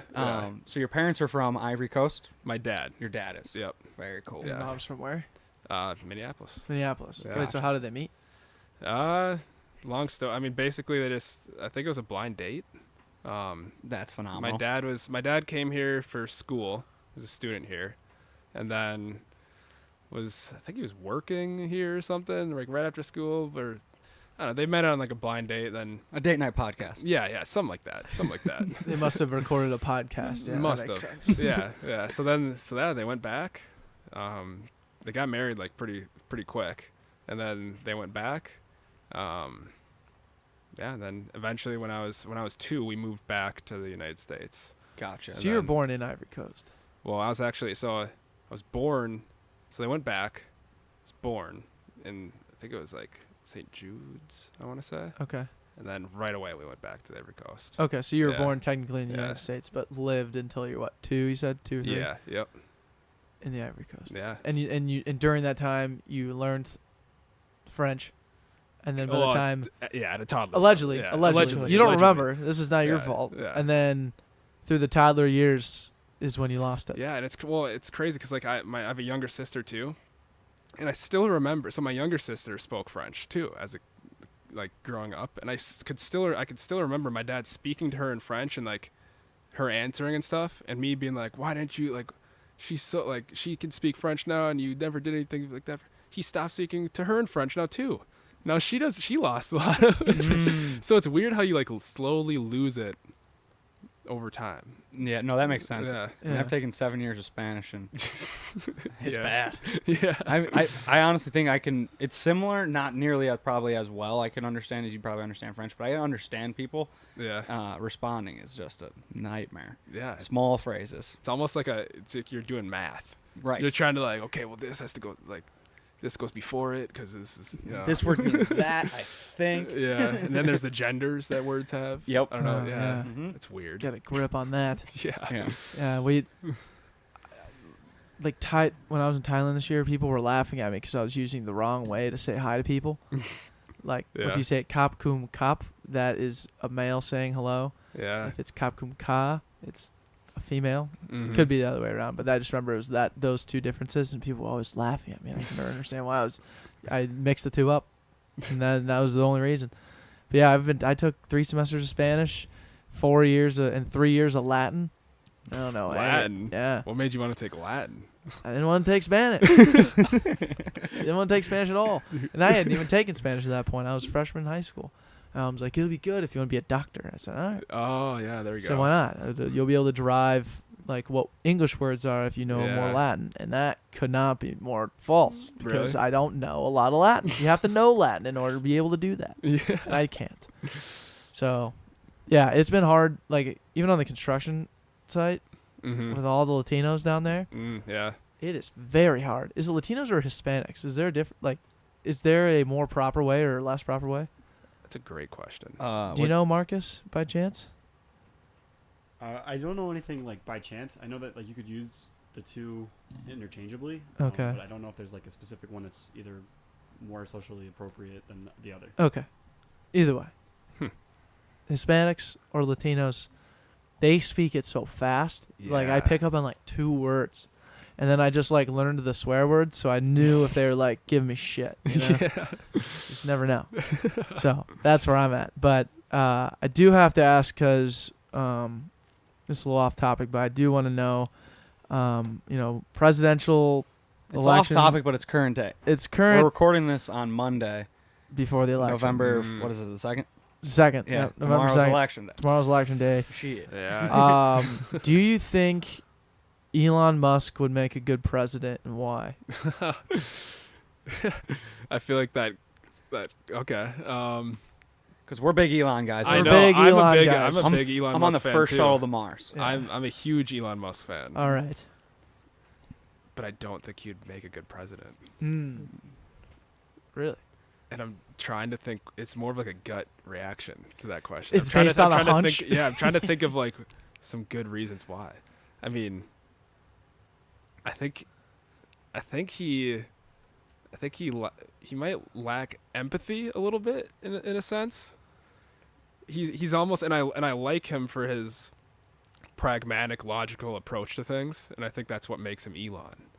But I think as a president of a country, he needs to have a little bit more empathy. I don't know. That's well said. I mean, you Yeah. can tell in his conversations, long form conversations with Joe Rogan on the Joe Rogan show, Joe Rogan Experience. He's very like in his own head. He is so fucking smart. The empathy card, he even mentions it himself. He I don't use it. There's not a lot of space for it. Not a lot of space for what for it, he does, which is fine. Yeah. Like, which is fine with what what he's doing. Like, hey. That's what makes him successful in the fields that he's in. Yeah. Yeah. Right. What was the initial draw to Elon? Why are you an Elon fan? I think I am drawn to people who are doing things that are like that nobody else has ever done. And I like the way I like I like listening to how they approach problems that haven't been solved, and like the outside the box thinking that like comes with that. So I think that's Elon, like checks all of those boxes. Mm-hmm. And he's really good at articulating why. Like he's very good at like seeing it, like explaining a solution and why it'll work, and explaining why like other things don't work. And like the way he formulates and connects the dots in his own brain are like, it's just on a whole nother level. Sure. Yeah, and he's super smart. Yeah. And he might be a robot or an alien. He's definitely got some AI in him. Yeah, he's got something going on. Yeah.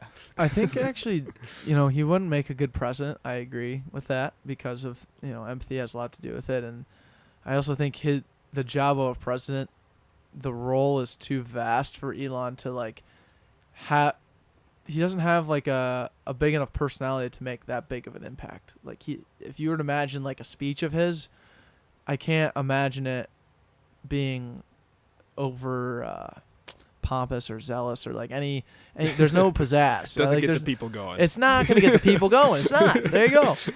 And I feel like that a lot of, it's not all of what the president does, but just in general, it's just nice to have someone who is speaking well and can make relationships and, is a good speaker. That's a big part of it.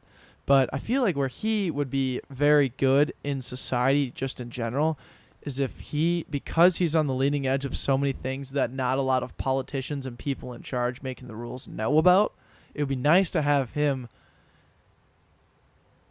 as a politician making those rules. Like the head of a committee or something. Head of a committee. Like, if he's going to be making Neuralink and being able to map the brain back to technology and have all of our brains be able to talk to each other in 30 years, or if he's going to be the guy who's making the tunnel that is only going to allow electric cars and are going to do it in California first. Yeah. Like, shouldn't he be part of the committee that makes the decisions on the laws in the tunnel?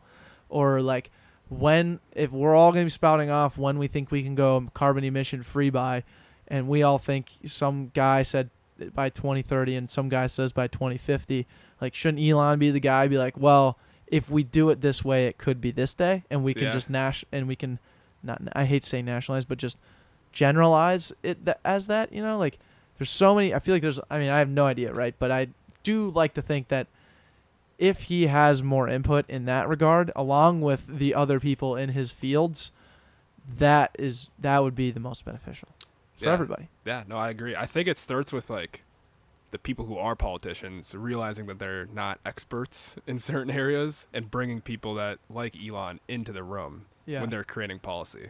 I think that solves basically all the problems. So he can at least have a voice and like say like, hey, like, that's a bad idea. That's not going to work. Or, hey, I actually already invented that. So we should just probably think about this because it's here. Right. And I don't want to, like, lose the Elon.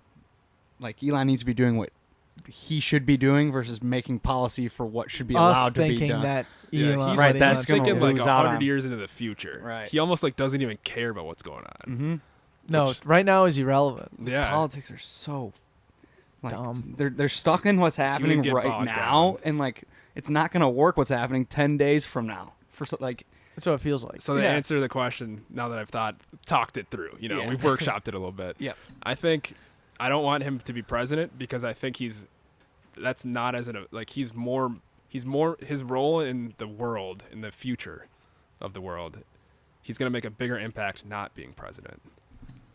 Yes. President's like a short-term thing. Elon's like way into the future. Like his Elon's impact will be legacy felt. far extends the 47th president of the United States. Yeah. It makes makes a bigger impact. Yeah. You never know. I can't say Yeah. that because he's not the president. But What number president are we going to be on? Do we know? Thank you, 46. Marcus. That's what we There you got, go. Marcus. that's That was why we like got that. Marcus. Wow. I knew you were onto something with 47. I was like, he's thinking 4 years from now. Yeah. Exactly. Yeah. Totally on accident. I just figured that was the next one. Who knows? Something like that. But yeah, I love Elon. Like I just like that he motivates so many of our demographic people, Yeah. but for good and for bad. Well, I think it comes back to the point that we were talking about earlier, where he's like the definition of not caring what other people think. Like he Yes. just does what he wants to do, Right. and that's like he's on like another level of it. Half of it's because like he's proven himself. So like Mm-hmm.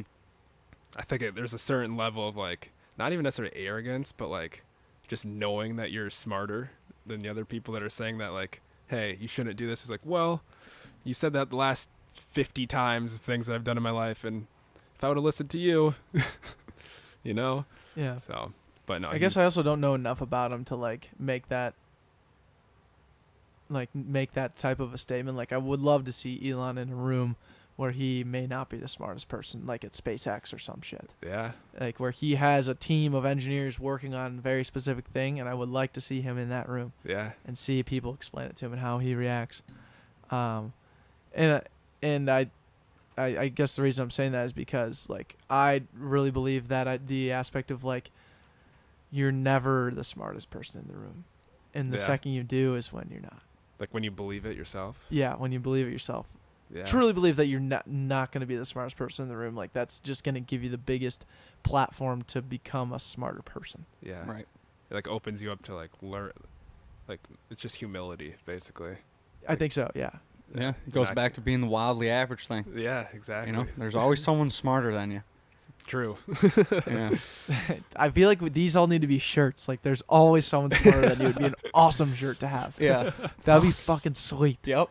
We need Alright. that. There's always someone smarter than you. That would be cool. That's one thing That's a good one. that I thought of the other day that I was talking to Andrew about is like we have our Shopify drop shipping thing like automated already, but we don't like use it enough. Because like we can turn and burn a t-shirt design in minutes and Yeah. have it all alive on our website. Yeah. And I was thinking like meme shirts. Like if we had like a funny meme of us or just in general, like the general meme, like think whatever meme you're thinking of. There's so many of them. But when they're active, they're hot, Yeah. you know? And the second we find one, like we slap that on a freaking shirt. There's no trademark on that BS. I think you're onto something. That could be a whole thing, right? Yeah, I mean, as people are just more familiar with like social media and like looking at memes, why not put it on a shirt? Exactly. Mm-hmm. And then you're walking around with it like it's funny. Yeah. You know, people look at it, makes them smile maybe. I love They wearing ask- my Elon Musk tweet Gator neck. gator mask, like COVID mask. Oh yeah, to the yeah. airport. People always like come up to me and like turn their head sideways because it's like a tweet Yeah. that's like replicated over itself like at an angle, and it just says those who control the memes control the universe. Yeah, Elon's on. I don't know what that guy's. Another reason he shouldn't be president is because of his Twitter. His 2:30 a.m. tweets. Yeah. There's always someone smarter than you. Yeah. That's an average quality. That's Ooh, it. Jeremy, What's up? what's your average quality? That's something we haven't asked in a while because we haven't been recording these as frequently. But Yeah. this is technically the back end of our show. What's your average Yeah, quality? yeah. Some you do well at times, other times not so well. At the end of the day, it's your average quality. Something you care about deeply, trying to improve at a little bit every day. The funny thing is, I knew that this question was coming, but I didn't actually like think about how I was gonna answer it. It's all That's right. okay. I think we can work through it. Yeah. No, I think. I mean, the first thing that comes to mind is, like falling through with myself on like small little things, where it's like, basically, I think that's it. Where it's like, so I did it today. I was like, hey, Jamie, I'm gonna clean up all my stuff in the closet, all the clothes that I've got laying around on the ground. I'm gonna hang them up. They're still on the ground, and it's just like, Day's not over. yeah, I know the day's not over, but I need to do it. Like I need to plan that I'm gonna plan when I'm gonna do it. And I'm gonna I need to set like an alarm or something, and it goes off and I do it. Like so that's I think just kind of like staying consistent with what I tell myself I'm gonna do, and like when I tell others I'm gonna do, and actually like following through, even on like the small things, like the big things, like the project stuff, where it's like more serious. Like I don't have a problem with that, but like the small little things where I'm like, Jamie, I'm gonna pick this stuff up. It's still in the ground. All right. I love how you said you're gonna set an alarm for it to remind you to do it. And what I found is, as dumb of an action as that is to do something like that, Yeah. the act of writing it down, you don't even need the alarm. That's why Yeah. it's so dumb. Because like you set the alarm to remind yourself to do it, but like when I do that, I'll be like counting down the minutes, 10 minutes out from when I know I need to do it, and then I get it done. Yeah. It's just funny how like the act of like writing it down goes so much further in your brain. At least it like for me. I don't know. Yeah. I know. I think it's different for everybody because I've tried that stuff. Really? Yeah, I've tried a lot, and Like a checklist and stuff. oh yeah, checklist, count stuff in my calendar where it pops up, and like so, what I've been trying now is the alarm thing because I have to actively turn it off, and if I don't do it as I'm turning it off, it's like okay, I'm actively not doing this. It's not just that I'm like forgetting about it. Yeah. Gotcha. So Yep. So that's like my thought process on why it should work for me. It's been 50-50.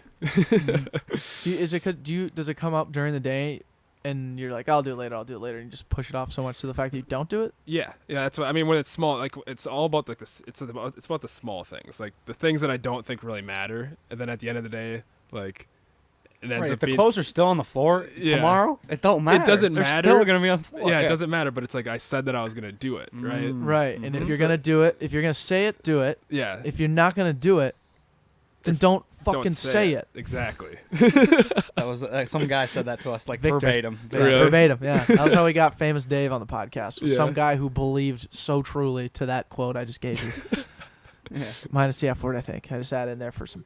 Was For he some like pomp and was he- circumstance. Was he like? Did you guys say you were gonna do something and not do it? Was he like No, no, coming no. down on you guys? we were pretty hammered. This was Cinco de Mayo and Kentucky Derby coming together on one day. Oh And yeah. we were at an empty nester party, Oh, and fun. this guy Victor, we met and we were talking about Backpocket, Yeah. and we talked about how we get advice from every guest that comes on the show, and it helps us grow.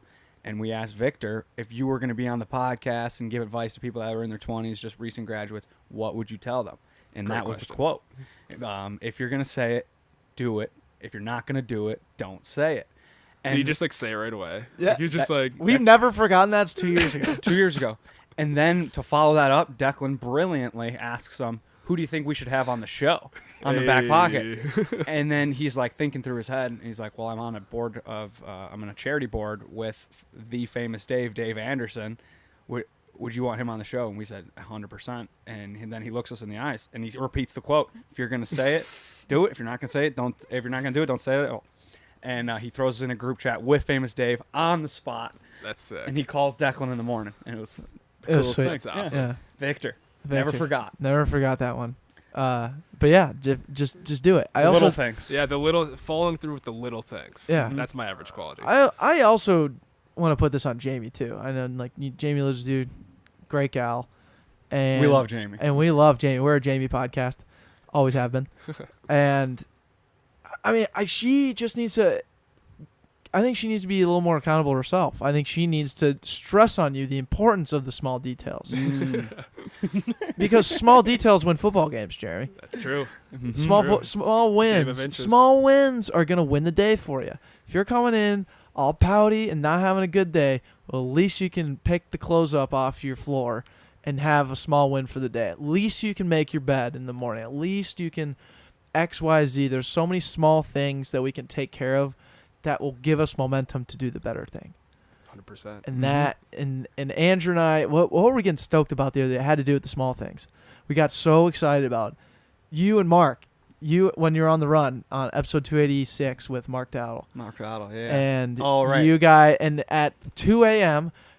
on the second day, mile 100 something, and they're running on the highway from Duluth to Minnesota for 36 miles. St. Paul. Duluth to Maine. Duluth to St. yeah, Paul. sorry, Duluth to St. Paul. I keep Mhm. saying it wrong, but the small details is how they got in my opinion, how they got the entire way, but the specific 36 miles. 36 miles. He would run we were running 1 mile at a time, and I would drive a mile ahead of him, and I would wait on purpose until he ran past the van to then start the car and drive around him and go 1 more mile. In my head, I was like, he would get pissed if he saw me cutting close to the van and then I drove off. Yeah. I'm going to think of it like a finish line every mile, and he crosses the van, he earned the mile, and then I'm going to slowly turn around and drive slowly off and into the distance for another mile. Yeah. And I did that, didn't tell him like what I was doing, because that's a waste of time to be like, hey, Mark, I'm just going to sit here until you run past. I was just thinking in my head that might be something of value. And he taught, and afterwards, like I told him why I was doing that, or what I was doing and thinking through it. And he's like, dude, I told myself to run through the van every single time, and then I would tell myself after that, saying, don't start walking until you can't see the van. So he's because he was dead. He's doing whatever he can to just keep moving at a runner's pace. Yeah. So that whole thought was like playing the long game the whole time. Yeah. Taking care of the little things, baby. Yeah, they stack up. Yes. They stack up, that. but like even the small things, things are so small that they'll never stack up to a big thing ever. But they could be the thing that could help you accomplish the big thing. Yeah. When it matters most. I don't know. I don't pick clothes off the floor in my house, in my closet either. Maybe I start doing that. Your room's a yeah, mess. I mean, that's not. So to clarify, Jamie's not the one getting on me about them being on that. That's me telling her. I think she should. I have though. a mess. That's what. And that's what you're saying. I think she should. Gotcha. now that you're saying Light a fire. Now light a that fire. you're saying it, I Yeah. think Jamie needs to have some accountability and get after your ass. like, Yeah. hey, didn't you say that this morning? And they're still there. Yeah. Oh, But yeah. Just give me a little chirp. Just Get chirp me after every that. now and Hey, then. Yeah. Jamie, get after that ass, dude. Get after that ass. So the little things, being better at the little things, the average quality. It's awesome. That's Killer. awesome. Yeah. Great average quality. On the spot, we arrived at it. Mhm. Yeah. So Phenomenal. you just talk it through. Give it a couple minutes. Yes, sir. But another thing, what's in your back pocket? What's something that when like anxiety becomes stress and pressure's rising, all these different things are going through your head, and it's just you're in a tough situation. What do you rely? That's either something physical, mental, something that's in your back pocket that you use to come out on top and defeat these type of situations. Yeah, so I think this one it's what we talked about a little bit. It's just that like every experience is like a learning experience, and like B like like a good experience. Even like the bad ones you can learn stuff out of. And so I think just like when stuff gets tough, stuff gets hard, COVID, everything that's been going on, it's like you're going to bounce back. Like typically you bounce back the most when it's the worst. And so that's kind of what I try to keep that keeps me going. Like if I'm having a bad day, it's like, all right, having a bad day, try to sit back, like think why, and then the next day look forward to it and just know like it can only go up, right? Can only go up from here. Just trying to be optimistic, I guess. I like that. Yeah. I always trying to remind myself where my feet are when I'm having a bad day, and realizing that it's not the end of the world.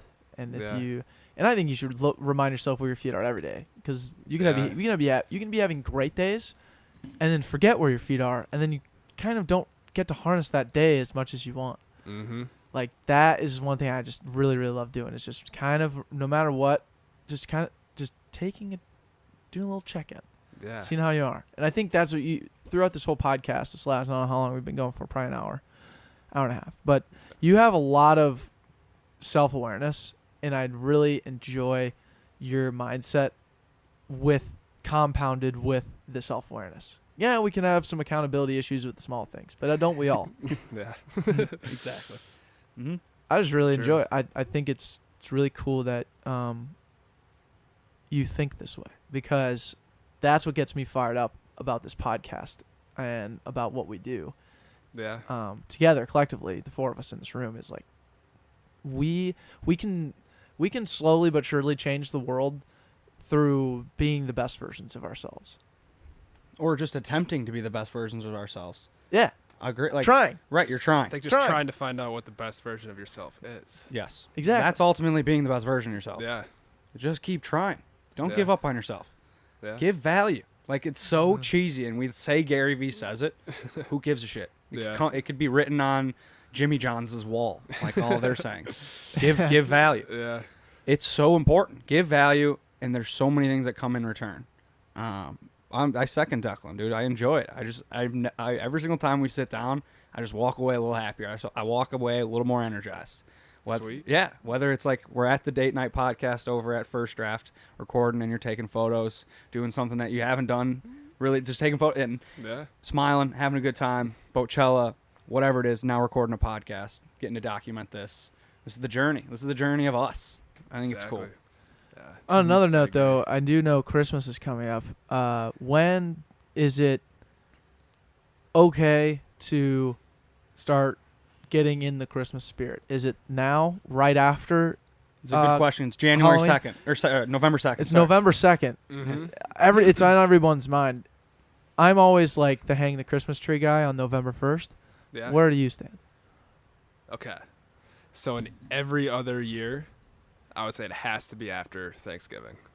Wow. Has to be after Thanksgiving. Right the day after Thanksgiving? I mean, Or you can be like any day after. yeah, I mean, around you can start, any Okay. any day after. It's not like you have to set it, but like Yeah. if I see something after Thanksgiving, I'm not going to be like, like, what are you doing? Come on. But I think this year's different. I think it's different. I think this year, since there's not going to be a whole lot of, family get-togethers, I feel like Thanksgiving is kind of going to pass by. I feel like Christmas is really, it's my favorite holiday. So I'm looking forward to Really? Christmas. I Favorite think holiday. after Halloween, at this point, I don't care. Put them up. Put 'em up. Get in the I need holiday some spirit. Yeah, I need some Christmas spirit here. Let's go. I need this Situational. This is the only year. But every other time I get I hear holiday stuff on the music, and I'm like, or on the music, I hear music, holiday theme music on the radio, and I'm thinking okay, it's not even Thanksgiving yet. Come on, what are we doing? Right. If I heard it tomorrow, I would not be mad. You'd be fired up. Yeah. All right, we're clipping Hell it yeah. out. Bring it We're on. blasting it to the masses. All Bring it right. on. It's been decided here. Marcus, it sounds like you agree with us. I mean, I go back and forth. So for me, like growing up, my mom would always freak out if there was anything like Christmas related before Thanksgiving. So we could be going up to like my grandparents' house for Thanksgiving Day, and then the radio could be playing any Christmas song, and she would freak out. So she was a lot like that. But my girlfriend's side of the family, they are the kind that are like, November 1st, we're going to get the tree, we're going to start. And that's what we did yesterday. Was we went out, we picked the tree, and when I told my dad that, he was like, "What are you guys doing?" So I get both sides of this argument. I think this year is definitely different. You want to have that joy, you want to have that kind of cheerful, Let's extend you it. get the energy of Christmas, and it's nice to have that a little bit early this year. Right. There's so many COVID precautions with Thanksgiving. It's a nightmare. It's a societal nightmare. You got old people trying to hang out with young people. Everyone's touching the ham. Everyone's touching the turkey. Lots of tryptophan. I have a question. Okay, so what do you do with the old people that don't care about COVID at all? Let And 'em they're rip. They're the classic like come on, give me a hug. COVID, that's not a real thing. You're like, but it is. But You just go. They only have so much life to live, anyways. yeah, hey, That you they're give 'em a going hug. out swinging. They're You going out do swinging. exactly. When have you not done what your grandma's told you to do? That's what I was going to say. That's true. I will do whatever my grandma tells me. Yeah. Yeah, She tells me to give her a hug, I'll give her a hug. She tells me don't come near me, I will Yeah. stay far away. Far away. Yeah. Yeah. It's all based on It's all based on them, man. Yeah. Seriously. Yep. I think I agree. Mm-hmm. I think I agree. Well, I think 'cause this is good to talk about. Going into the holiday season. I mean, how it do you? is. We've been told for so long, don't even get close to your grandparents. I feel like now a lot of us are going to be within proximity, and you're right. There's going to be a divide of grandparents that don't want you to get close and grandparents that do. To Andrew's point, say that your grandparents want to hug you, right? They want to hug you. They know it's wrong, but they're still going to do it anyways. No one's watching. I'll give you a hug, right? Imagine if you were like, Grandma, I'm not hugging you. Can you imagine just saying that? Yeah. Oh, my God. How Yeah. mortifying that would be Yeah, air to hug, me, Mom. air hug, Air hug, yeah. Yeah. No. All in or all out, dude. Yeah. No, I think it's all about other people's boundaries. Yeah. So if they're fine with it, hey, I'm fine with it. Like, let's do it. Let's roll. Our boundaries are malleable to yours. And don't Put it that way. and don't get me wrong, I'm not going to be near my grandma if I have any symptom. Yeah, But like I'm right, assuming right. I'm walking in there like I am right now, symptom Yeah. free, healthy as can be. Yeah. And she said, "Andrew, come give me a hug." And I'm gonna run up there. I'm gonna give my grandma a hug Uh-huh. because Absolutely. oh yeah. that's what they need. Do you kiss Yeah. your grandma normally? Like if your is that typical practice for you to kiss your grandparents? Kiss my grandma on the cheek. Mhm. Nice. Okay. Yep. Yeah, I just started doing that recently. It's been kind of a big been climbing the ladder, honestly. Right, Yeah. adulthood. I mean, I did not like kissing my grandma when I was little. I did not. My grandma was pissed about it too. Yeah, it makes you uncomfortable. You're like, really? I'm like, Jesus Christ, I haven't kissed a woman ever. Oh, my grandma coming in hot. grandma's kisses. Grandma's kisses. I always turn to the right. She like that? Why you always turn your cheeks to me? I'm like, why don't you kiss your grandma on the lips? I'm like, I don't want to. I don't think I've ever kissed my grandma. Never? It's not a thing. We It's gotta not get a- this. We gotta get this topic over to the straight candid girls. Yeah. Yeah, kiss I your think grandmas. they have much more grounds to be talking on this. Let's They were unpack it. speaking about red flags, or did you see that? The I didn't watch the episode. Okay. But I, They did a segment, red flags or deal breakers, and it was dudes kissing their mom on the lips, and that was a big red flag. Yeah. To the point, maybe even a deal breaker. yeah. Tom Brady. And then I brought up. I was like, what about dudes kissing their dads? Yeah, that's weird. And they They didn't even said- think I about think it. that's, They I think said that's a little. I Deal think, breaker. I think that. Do you? I guess I don't even know. Do you guys No. kiss your dads? No. I kiss my No. mom on the lips. Yeah. No. I don't do it. I don't think No, I don't think no. I've ever kissed my mom on the lips. Can't find it on the internet. I don't think I did it. No. I don't think I've kissed my If I tried to grandma kiss on the my lips dad- ever. Dad. Yeah. My dad would be like, "What? Smack him upside the head. like, Yeah. what are you doing?" Strong arm me. You ever kiss your dad? My dad's never even tried to touch me with a 10-foot pole. That's fine. Don't worry. No, it's just a Ugh. half hug and that's it. Right, right. So are your grandparents the ones, and they might be listening to this podcast, so be careful with how you answer this. But do you think that they're gonna break COVID protocol for Christmas this year? So Or the we've holidays? so we've decided that we're not going to see, like, as a family, we've decided that we're not going to get together. But so that's like my mom's side of the family, right? But as like my mom and my dad, and then Jamie and some other people, we're going to get together because my parents are a lot more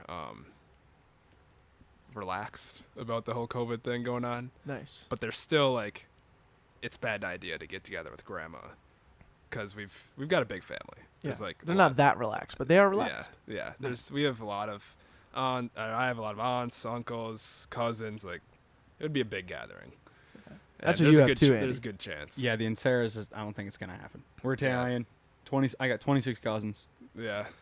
4 aunts, 2 uncles. I don't think it's smart. Yeah. Um, Yeah. And yeah, yeah, and it's like, again, it comes back to like the respecting what other people like.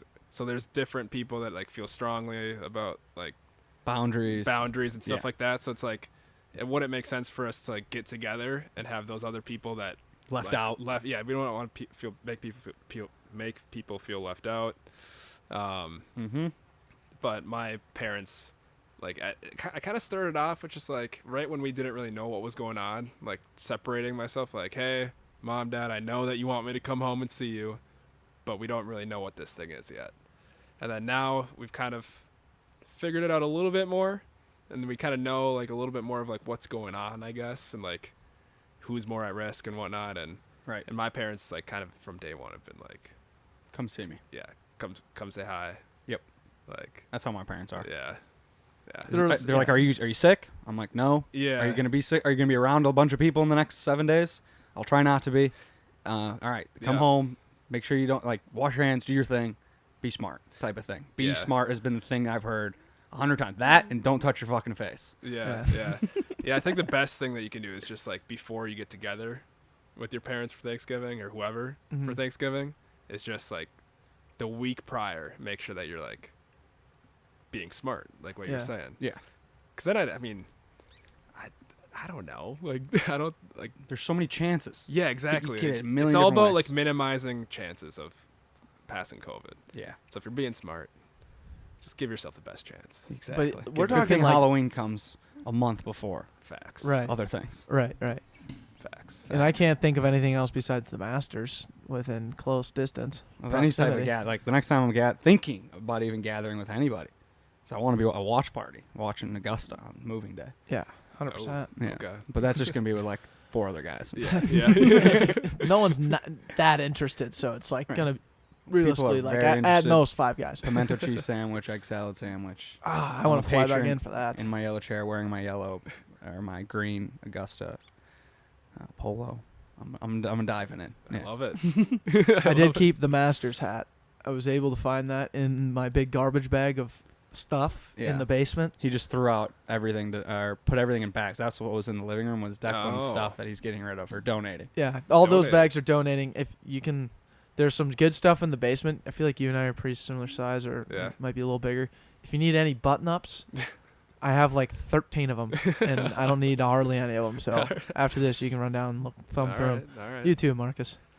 But I kept the Masters hat. Yeah. I kept the Masters hat. Good deal. Yeah. Yeah, my mom told me, I mean, it sounds like you guys have some pretty cool parents. My mom said that I had to be careful and be smart for 14 days before I came home. So Yeah. sounds like you guys have an extra week of fun as far as I'm concerned. Yeah. Sounds like it. Yeah. Probably. It's always been that way. Yeah. We also heard, Jeremy, this is a bit of a pivot, but you Okay. love seafood? Oh yeah. Yeah, what's your hunch on that? Yeah. Where's the seafood love come from? His roots? His Orion. Yeah, I don't know. When I was a kid in Ivory Coast, I ate the eye of a fish. It's a fun fact for you. Wow. The whole eye of a fish. You're It's two, a- and you're eating the eye. It's the delicacy, apparently. It Oh, is, sure. yeah. Like, they give it to like the guest or something like that, or like Mhm.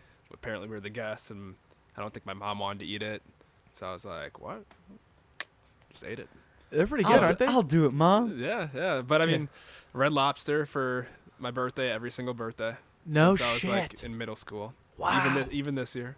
Yeah. No The way. Red Lobster. Red Have you been to Lobster, Red like- Lobster before? I've been one time. I've been one time. I just went.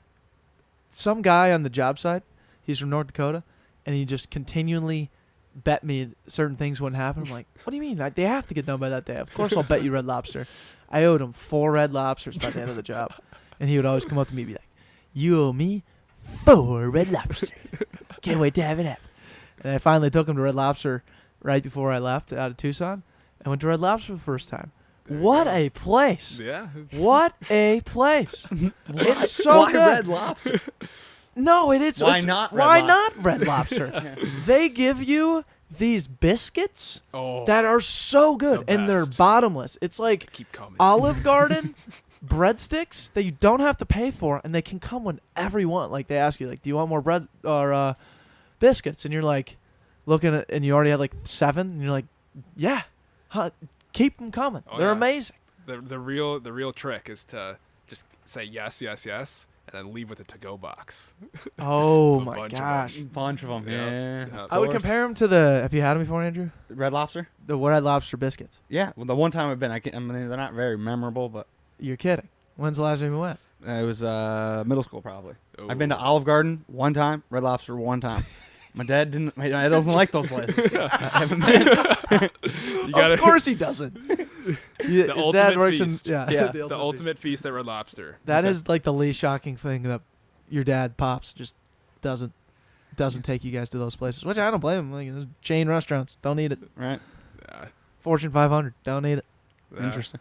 But Red Lobster. Fucking Yeah, love it. so I more so like Life seafood. hacks, I like let's see it. seafood. Okay. I like lobster for like that's probably my favorite food. Mm-hmm. And then crab legs are like in the top 5.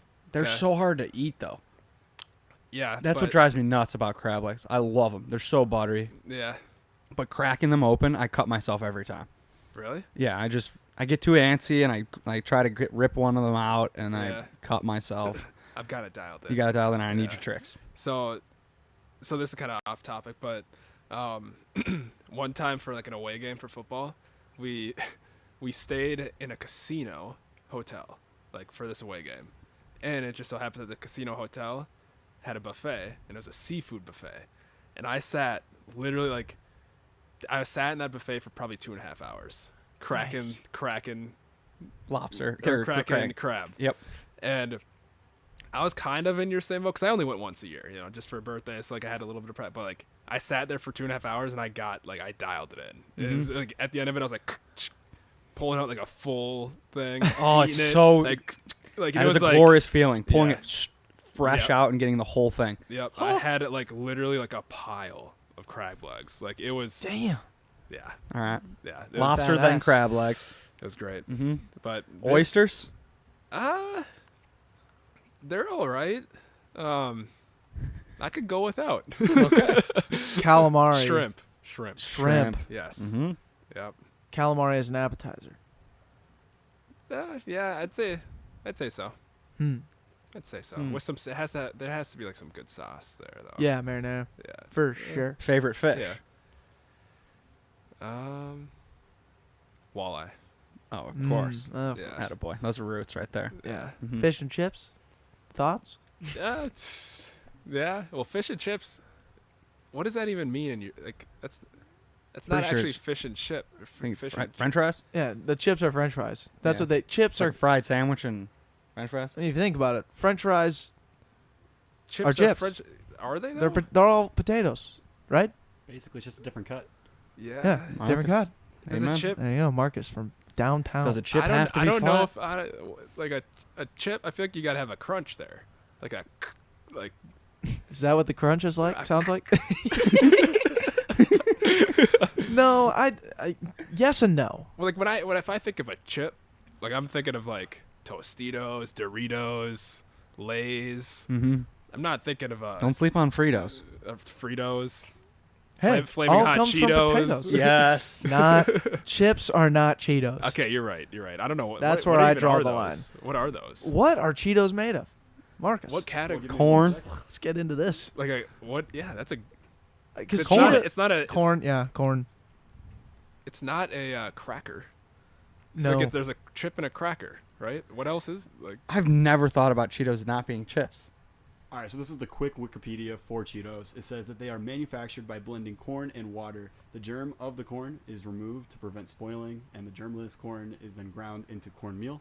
Because the cornmeal lacks the nutrients provided by the germs, it is enriched by adding nutrients in order to increase the nutritional value. That's the quick summary of how they make a In Cheeto. order to Gotcha. increase the nutritional Corn value. I'm like glad that. they're thinking about Oh. increase. I'm glad they're thinking about our the people at nutritional Cheeto Corp value. doing great things for the Now- earth. Now, can you Google "Are Cheetos chips?" And I'm just curious if there's a Google response. You know how they usually have like the quick bolded one? version. Yeah. Right. Yeah. Seafood. I'm a grouper Yeah. guy. Grouper. Grouper. You find that down south, like in Florida. Grouper. Very. What even is They- that? According to this website, which What's the I've website? never seen before, so What's the credibility website? might be out the window. Okay. What's the website? Yeah. Let's source the website. Yeah. All right, extra news feed. Extra. Okay. Alright. With I two don't know. X's. What was that? Triple X. Triple X. 2X. Just one. Okay. Keeping it simple. Yep. All right, so they said they're not potato chips. They are crunchy morsels. Morsels. Oh, no. What a word. What is a morsel? Oh. A Now, Now we're going That's down the rabbit hole. disappointing. Yeah. Have you guys ever had Takis? Takis. Not a big fan. Really? I'll put that on the record. I No. would much rather a hot Cheeto. Oh 100%. man, have you had Takis, Andrew? no idea what it is. Dude, next Yeah. time you go to the gas station and you're looking to get like a nice chip, maybe a road trip type thing, get Flamin' Hot Takis. Takis. No. They Okay. frickin' rip. They're so good. All the Hispanic guys on the job, they eat them way too much, and they would give me bags of them, and I'd walk around eating them all day. And they are so good. They're amazing. Very good chip. Okay. Takis. Takis are chips. All They're right. rolled up chips. Takis are us. Yeah, Takis are us. I will say that. Yeah. But I think that's why they call it fish and chips. That's just. Yeah. It's kind of like it's fish and chips is like the chicken tenders order from like a American place Yeah. cuisine. You know? Yeah. Does that make sense? Yeah. But no, I mean seafood is. That's always been the thing. Always. Red Lobster, and it's just. I mean, I was looking at the other places in Minneapolis too for seafood here, and it's expensive. It's Very. expensive. Yeah. You used to live over by what's the one over here? Stella's. Stella's. Yeah. Very good, very expensive. Yeah. See, like that's the thing. Like Now Okay. you're over by Smack Shack. yeah. It's Smack very, Shack rips. Very expensive for their. Well, it's not too expensive, but the quantity that you get isn't quite there. Sure. What are the days that you go where you just like munch all day? It was just one day a year. Jeremy, listen up. And they didn't have it this year because it's like a block party. Yeah. Was I telling you about this? Yeah, Yeah, you we were were. walking back. Yeah. Smack Shack, they host a block party, and it's all you can eat gumbo, I believe, which is like shrimp, Rice, rice, broth. corn is in there. It's like sausage, and there's another fish in there. I want to say maybe like crab or lobster. Yeah. And then they had like an all-you-can-drink, just like jungle juice. Oh my god, Sounds like it's like paradise. $50-$60. You can eat them under the table though. Like you got to just stay all day. You leave, take a coffee break. That's what Steve and I did. Came back, cleared our stomachs, ate some more. Oh, it's so good. Yeah. Yeah, I love fish too. I love man. their food a lot. Yeah. It's just when I just like to eat a lot of it, and I don't want to spend a whole bunch of money doing it. Sure. So, You're more of a buffet fish guy. yeah. If I can just seafood buffets, I'm there. Right. I'm 100% there. Nice. Sounds like it. Yep. Yeah. The that is a good thing that you kind of bring up. I feel like we're all in this age still of like when I go to like a place to eat, like I'm looking at price versus how much I think in quantity that they're going to give me. Because I want to make sure my bank's worth the buck, you know? Mm-hmm. Yeah. Does that Yeah. make sense? Yeah. No, I agree 100%. It's like, it's nice. So it's like, it's nice to go to the fancy places. But if you're going there, you better eat like a meal before you go, because they're not going to give you a lot of food. You're going for a different reason. Right. But if you're going out to eat, not to like socialize or whatever you're doing, but Right. like to eat, I want to go to a place that's like filling that plate up. You know, they're just not being stingy with their food. Yeah, don't their skip me on the portions. Yeah. And I feel like there's a lot of places that don't purposely do that, but they do. They're like, oh, a bunch of athletic mid-20 dudes aren't going to show up to our place. We're just going to make the meal look really good and focus on the ingredients and all this stuff when they're really just missing. Like, dude, if you gave me 7 more shells at this Italian place, I'd be in there every day. Yeah. Mm-hmm. Yeah. I don't But know how it else to works. say it. But it works though. They're catering to a different audience, I think. Right. Yeah, the Some margins on people- restaurants. man. Mexicans have always Yeah. gotten it right, though. Mexican restaurants have always grand slammed their portions. Facts. I've never been to a Mexican restaurant that was like, you get half an enchilada and $17. Never had that happen to me. Yeah. No, I agree. It must be a European thing where they don't want to give you a lot of food. Europeans just don't eat a lot naturally. Yeah. Have you ever been? You've been to Europe, have you? France. Yeah. France? Yeah. Yeah, that was tough being over there. Not in France specifically. Great place, but just portion-wise, you're like starve. It felt like you were starving Yeah, all day. Yeah. But those are just the portions. Yeah, That's 'cause, why they're like- all skinny and play soccer. you know? Yeah. Yeah. Well, That's very bad generalization, but they're just like very fit. Every European's fit. Mm-hmm. Yeah, Most let's- Europeans are less- fit. I'd say they're a lot less obese than America. All right. Yeah. I think that's a good way to say Yeah, it. percent obesity in Europe. Let's look it up, Marcus. I just like that. Compared to America. All right. Oh, I think I think they're pretty damn close. I'm just Really? taking a shot in the Think dark, so? You're though. probably right. Yeah. I would say so. But like Great Britain, they're basically us. They are, Yeah, yeah. I'd yeah. say so. Yeah. Yeah. Fast Mhm. food culture is flooded. I just noticed London. that Marcus has lobster on his hat. Yeah. So No way. I'm from the East Coast. Love seafood. Dude, Big this guy. This guy. Lobster So- Marcus. But yeah, I agree with you. In Minneapolis, it's really hard to find a really good seafood place that gives you enough for the price. It's really difficult. That's why my opinion on Red Lobster's changed a little bit, just a little bit. So like growing up in Maine, it'd be really easy to go and get lobsters fresh. You could find them at the grocery store. I have friends now that actually go out on the boats and grab them. So like for me, it's super simple when I'm back home. But when I'm here, there's really nothing, and Red Lobster's probably the closest thing that I could get that fills me up or gives you enough quantity, especially with the Yeah. Ultimate Feast. Mm. So- The Ultimate Feast is phenomenal. Yeah. Absolutely. And with the biscuits, you can't go wrong. Can't go wrong. Absolutely not. So yeah, when I lived in Maine, was not a big fan of Red Lobster. I thought it was just okay. It was generic. It was just was. Mm-hmm. But then moving out here, I've come to appreciate it a little bit more. So Gotcha. food for thought. Yeah, being Yeah. stuck here in the middle of the state, can't get things fresh. Middle of the country. Red yeah. Lobster somehow finds a way. They do, because they're chained. I don't know how fresh it is, but Yeah. but it still tastes good. Still tastes Right. great. Yeah, I'll yeah. tell you. I mean, Like the first time I went, it was take like it. last week, and I had No, it was this week. No, last week. Never mind. Sorry. It's so irrelevant to the podcast. But I had a steak and a lobster. Oh, It was $20.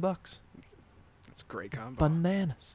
Yeah. So good. Surf and turf. Surf and turf. Is Steak that what and lobster. That's yeah. what that is, huh? Pretty sure that's a surf and turf. Yeah, I think you're right. I never understood that. Surf, water, turf, land. Surf and turf. Surf and turf. Usually you can get like a couple options of the surf and of the turf. That is bananas. Can you imagine having like crab and a burger? You could do that. That Oh, plays. Yeah. That falls within the confines of surf and turf. Yeah. Damn. I want to go to like, where is it, New Orleans, where they have a lot of good seafood. Crawfish. Yeah, that would be. That's what it is. Crawfish is at, it's called craw day. Crawfish is at Mm. Smack Shack. That was the fish. Craw day. Not lobster, not crab, crawfish. And Got it. Crawfish are alive when you have to like kill them, right, to eat them? I mean, you have to do it with any. No, they were in there fully shelled, and you have to like crack them every single time. Okay, but there's a way you eat crawfish where you like Slurp them out. kill them, Hold right? their head. I'm not sure. Are Europeans obese? Yes, to answer that question, yeah, they are. So America ranks number 1, so let's go. But then Europe ranks really close by number 2. I don't have the exact countries up, Yeah. but according to this, it says that 65% of men and 58% of women in the UK are overweight, compared to 3/4 of American men and 60% of American women. Got it. Wow. 3/4. 3/4, dude. We're obese. Wow. But isn't like 260 obese? 260 is pretty hefty, but like Marcus, what is considered obese? I don't know if I want to know. I wonder how they. Yeah. It's probably based on your BMI. yeah, Yeah, definitely. I don't know. Yeah. Back to 'Cause, the. like- Just to bring it back real quick to the Crawfish? seafood. Yeah, the crawfish stuff being alive. When I was in France, like 4 years ago, we went to this tiny little tiny little town in France, and they're by the water, so I think, hey, I'm gonna get some seafood. So I just get like the seafood basket, which is like an assortment of stuff, and they bring it out, and apparently they have like chefs that train to go like to Paris at this place. So I'm like, this is gonna be like super good. They bring it out. I swear, like they probably just took a net, cast it out in the water, and like everything that was on there, just put it on my plate. Like everything had their face on it, Yep. had eyes. Like the snails, like they were probably just literally like, I don't know what they did, but they were probably just like moving around like a half hour ago. And so like all this stuff was looking at me, and I ate it. And it wasn't as good as Red Lobster.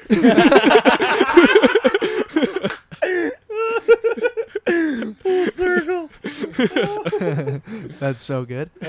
So Marcus, what is considered obese here? All right, so this is coming up for a person who's 5'9". It says that 124 is underweight, 125 to 168 is healthy. That's where you want to be.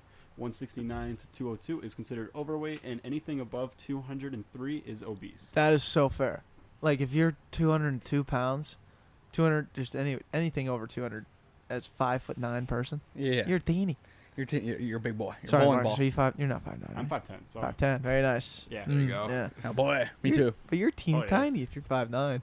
You're a little You're baby. Lorch. You're a wee little baby child if Yeah. You're Austin Lorch. Sorry, Lorchy. Sorry, Lorch. Lorch is You're 5'6". Jonas Stillman.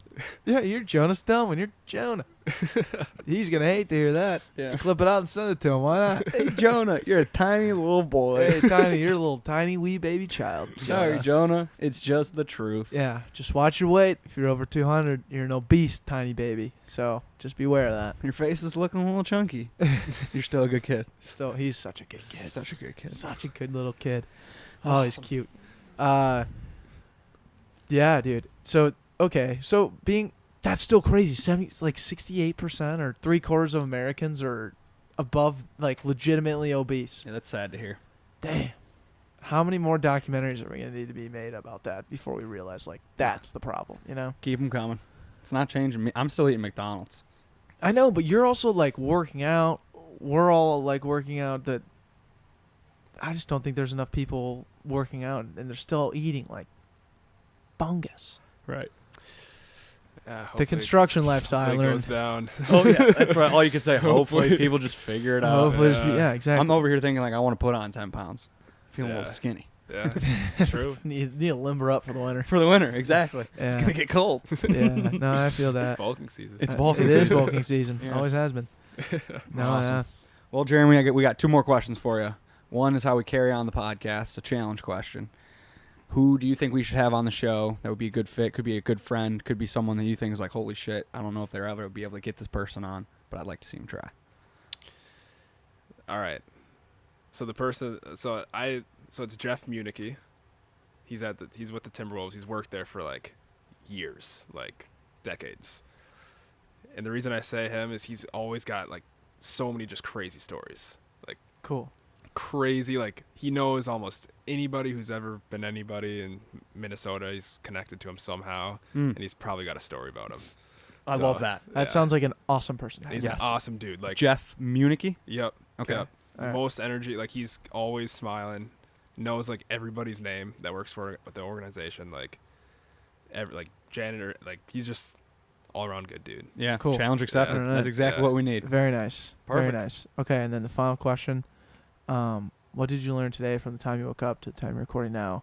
And during this time, I mean, we all know that when you leave today and you're off this podcast, you're going to go pick the clothes up off the ground. That's one thing you will do. But That's outside what of I that, will do. But before that, I mean, you're going to learn something while you do that. That's what I'm getting at. Is just what Yeah. have you learned up today? until now. Up until now, yeah.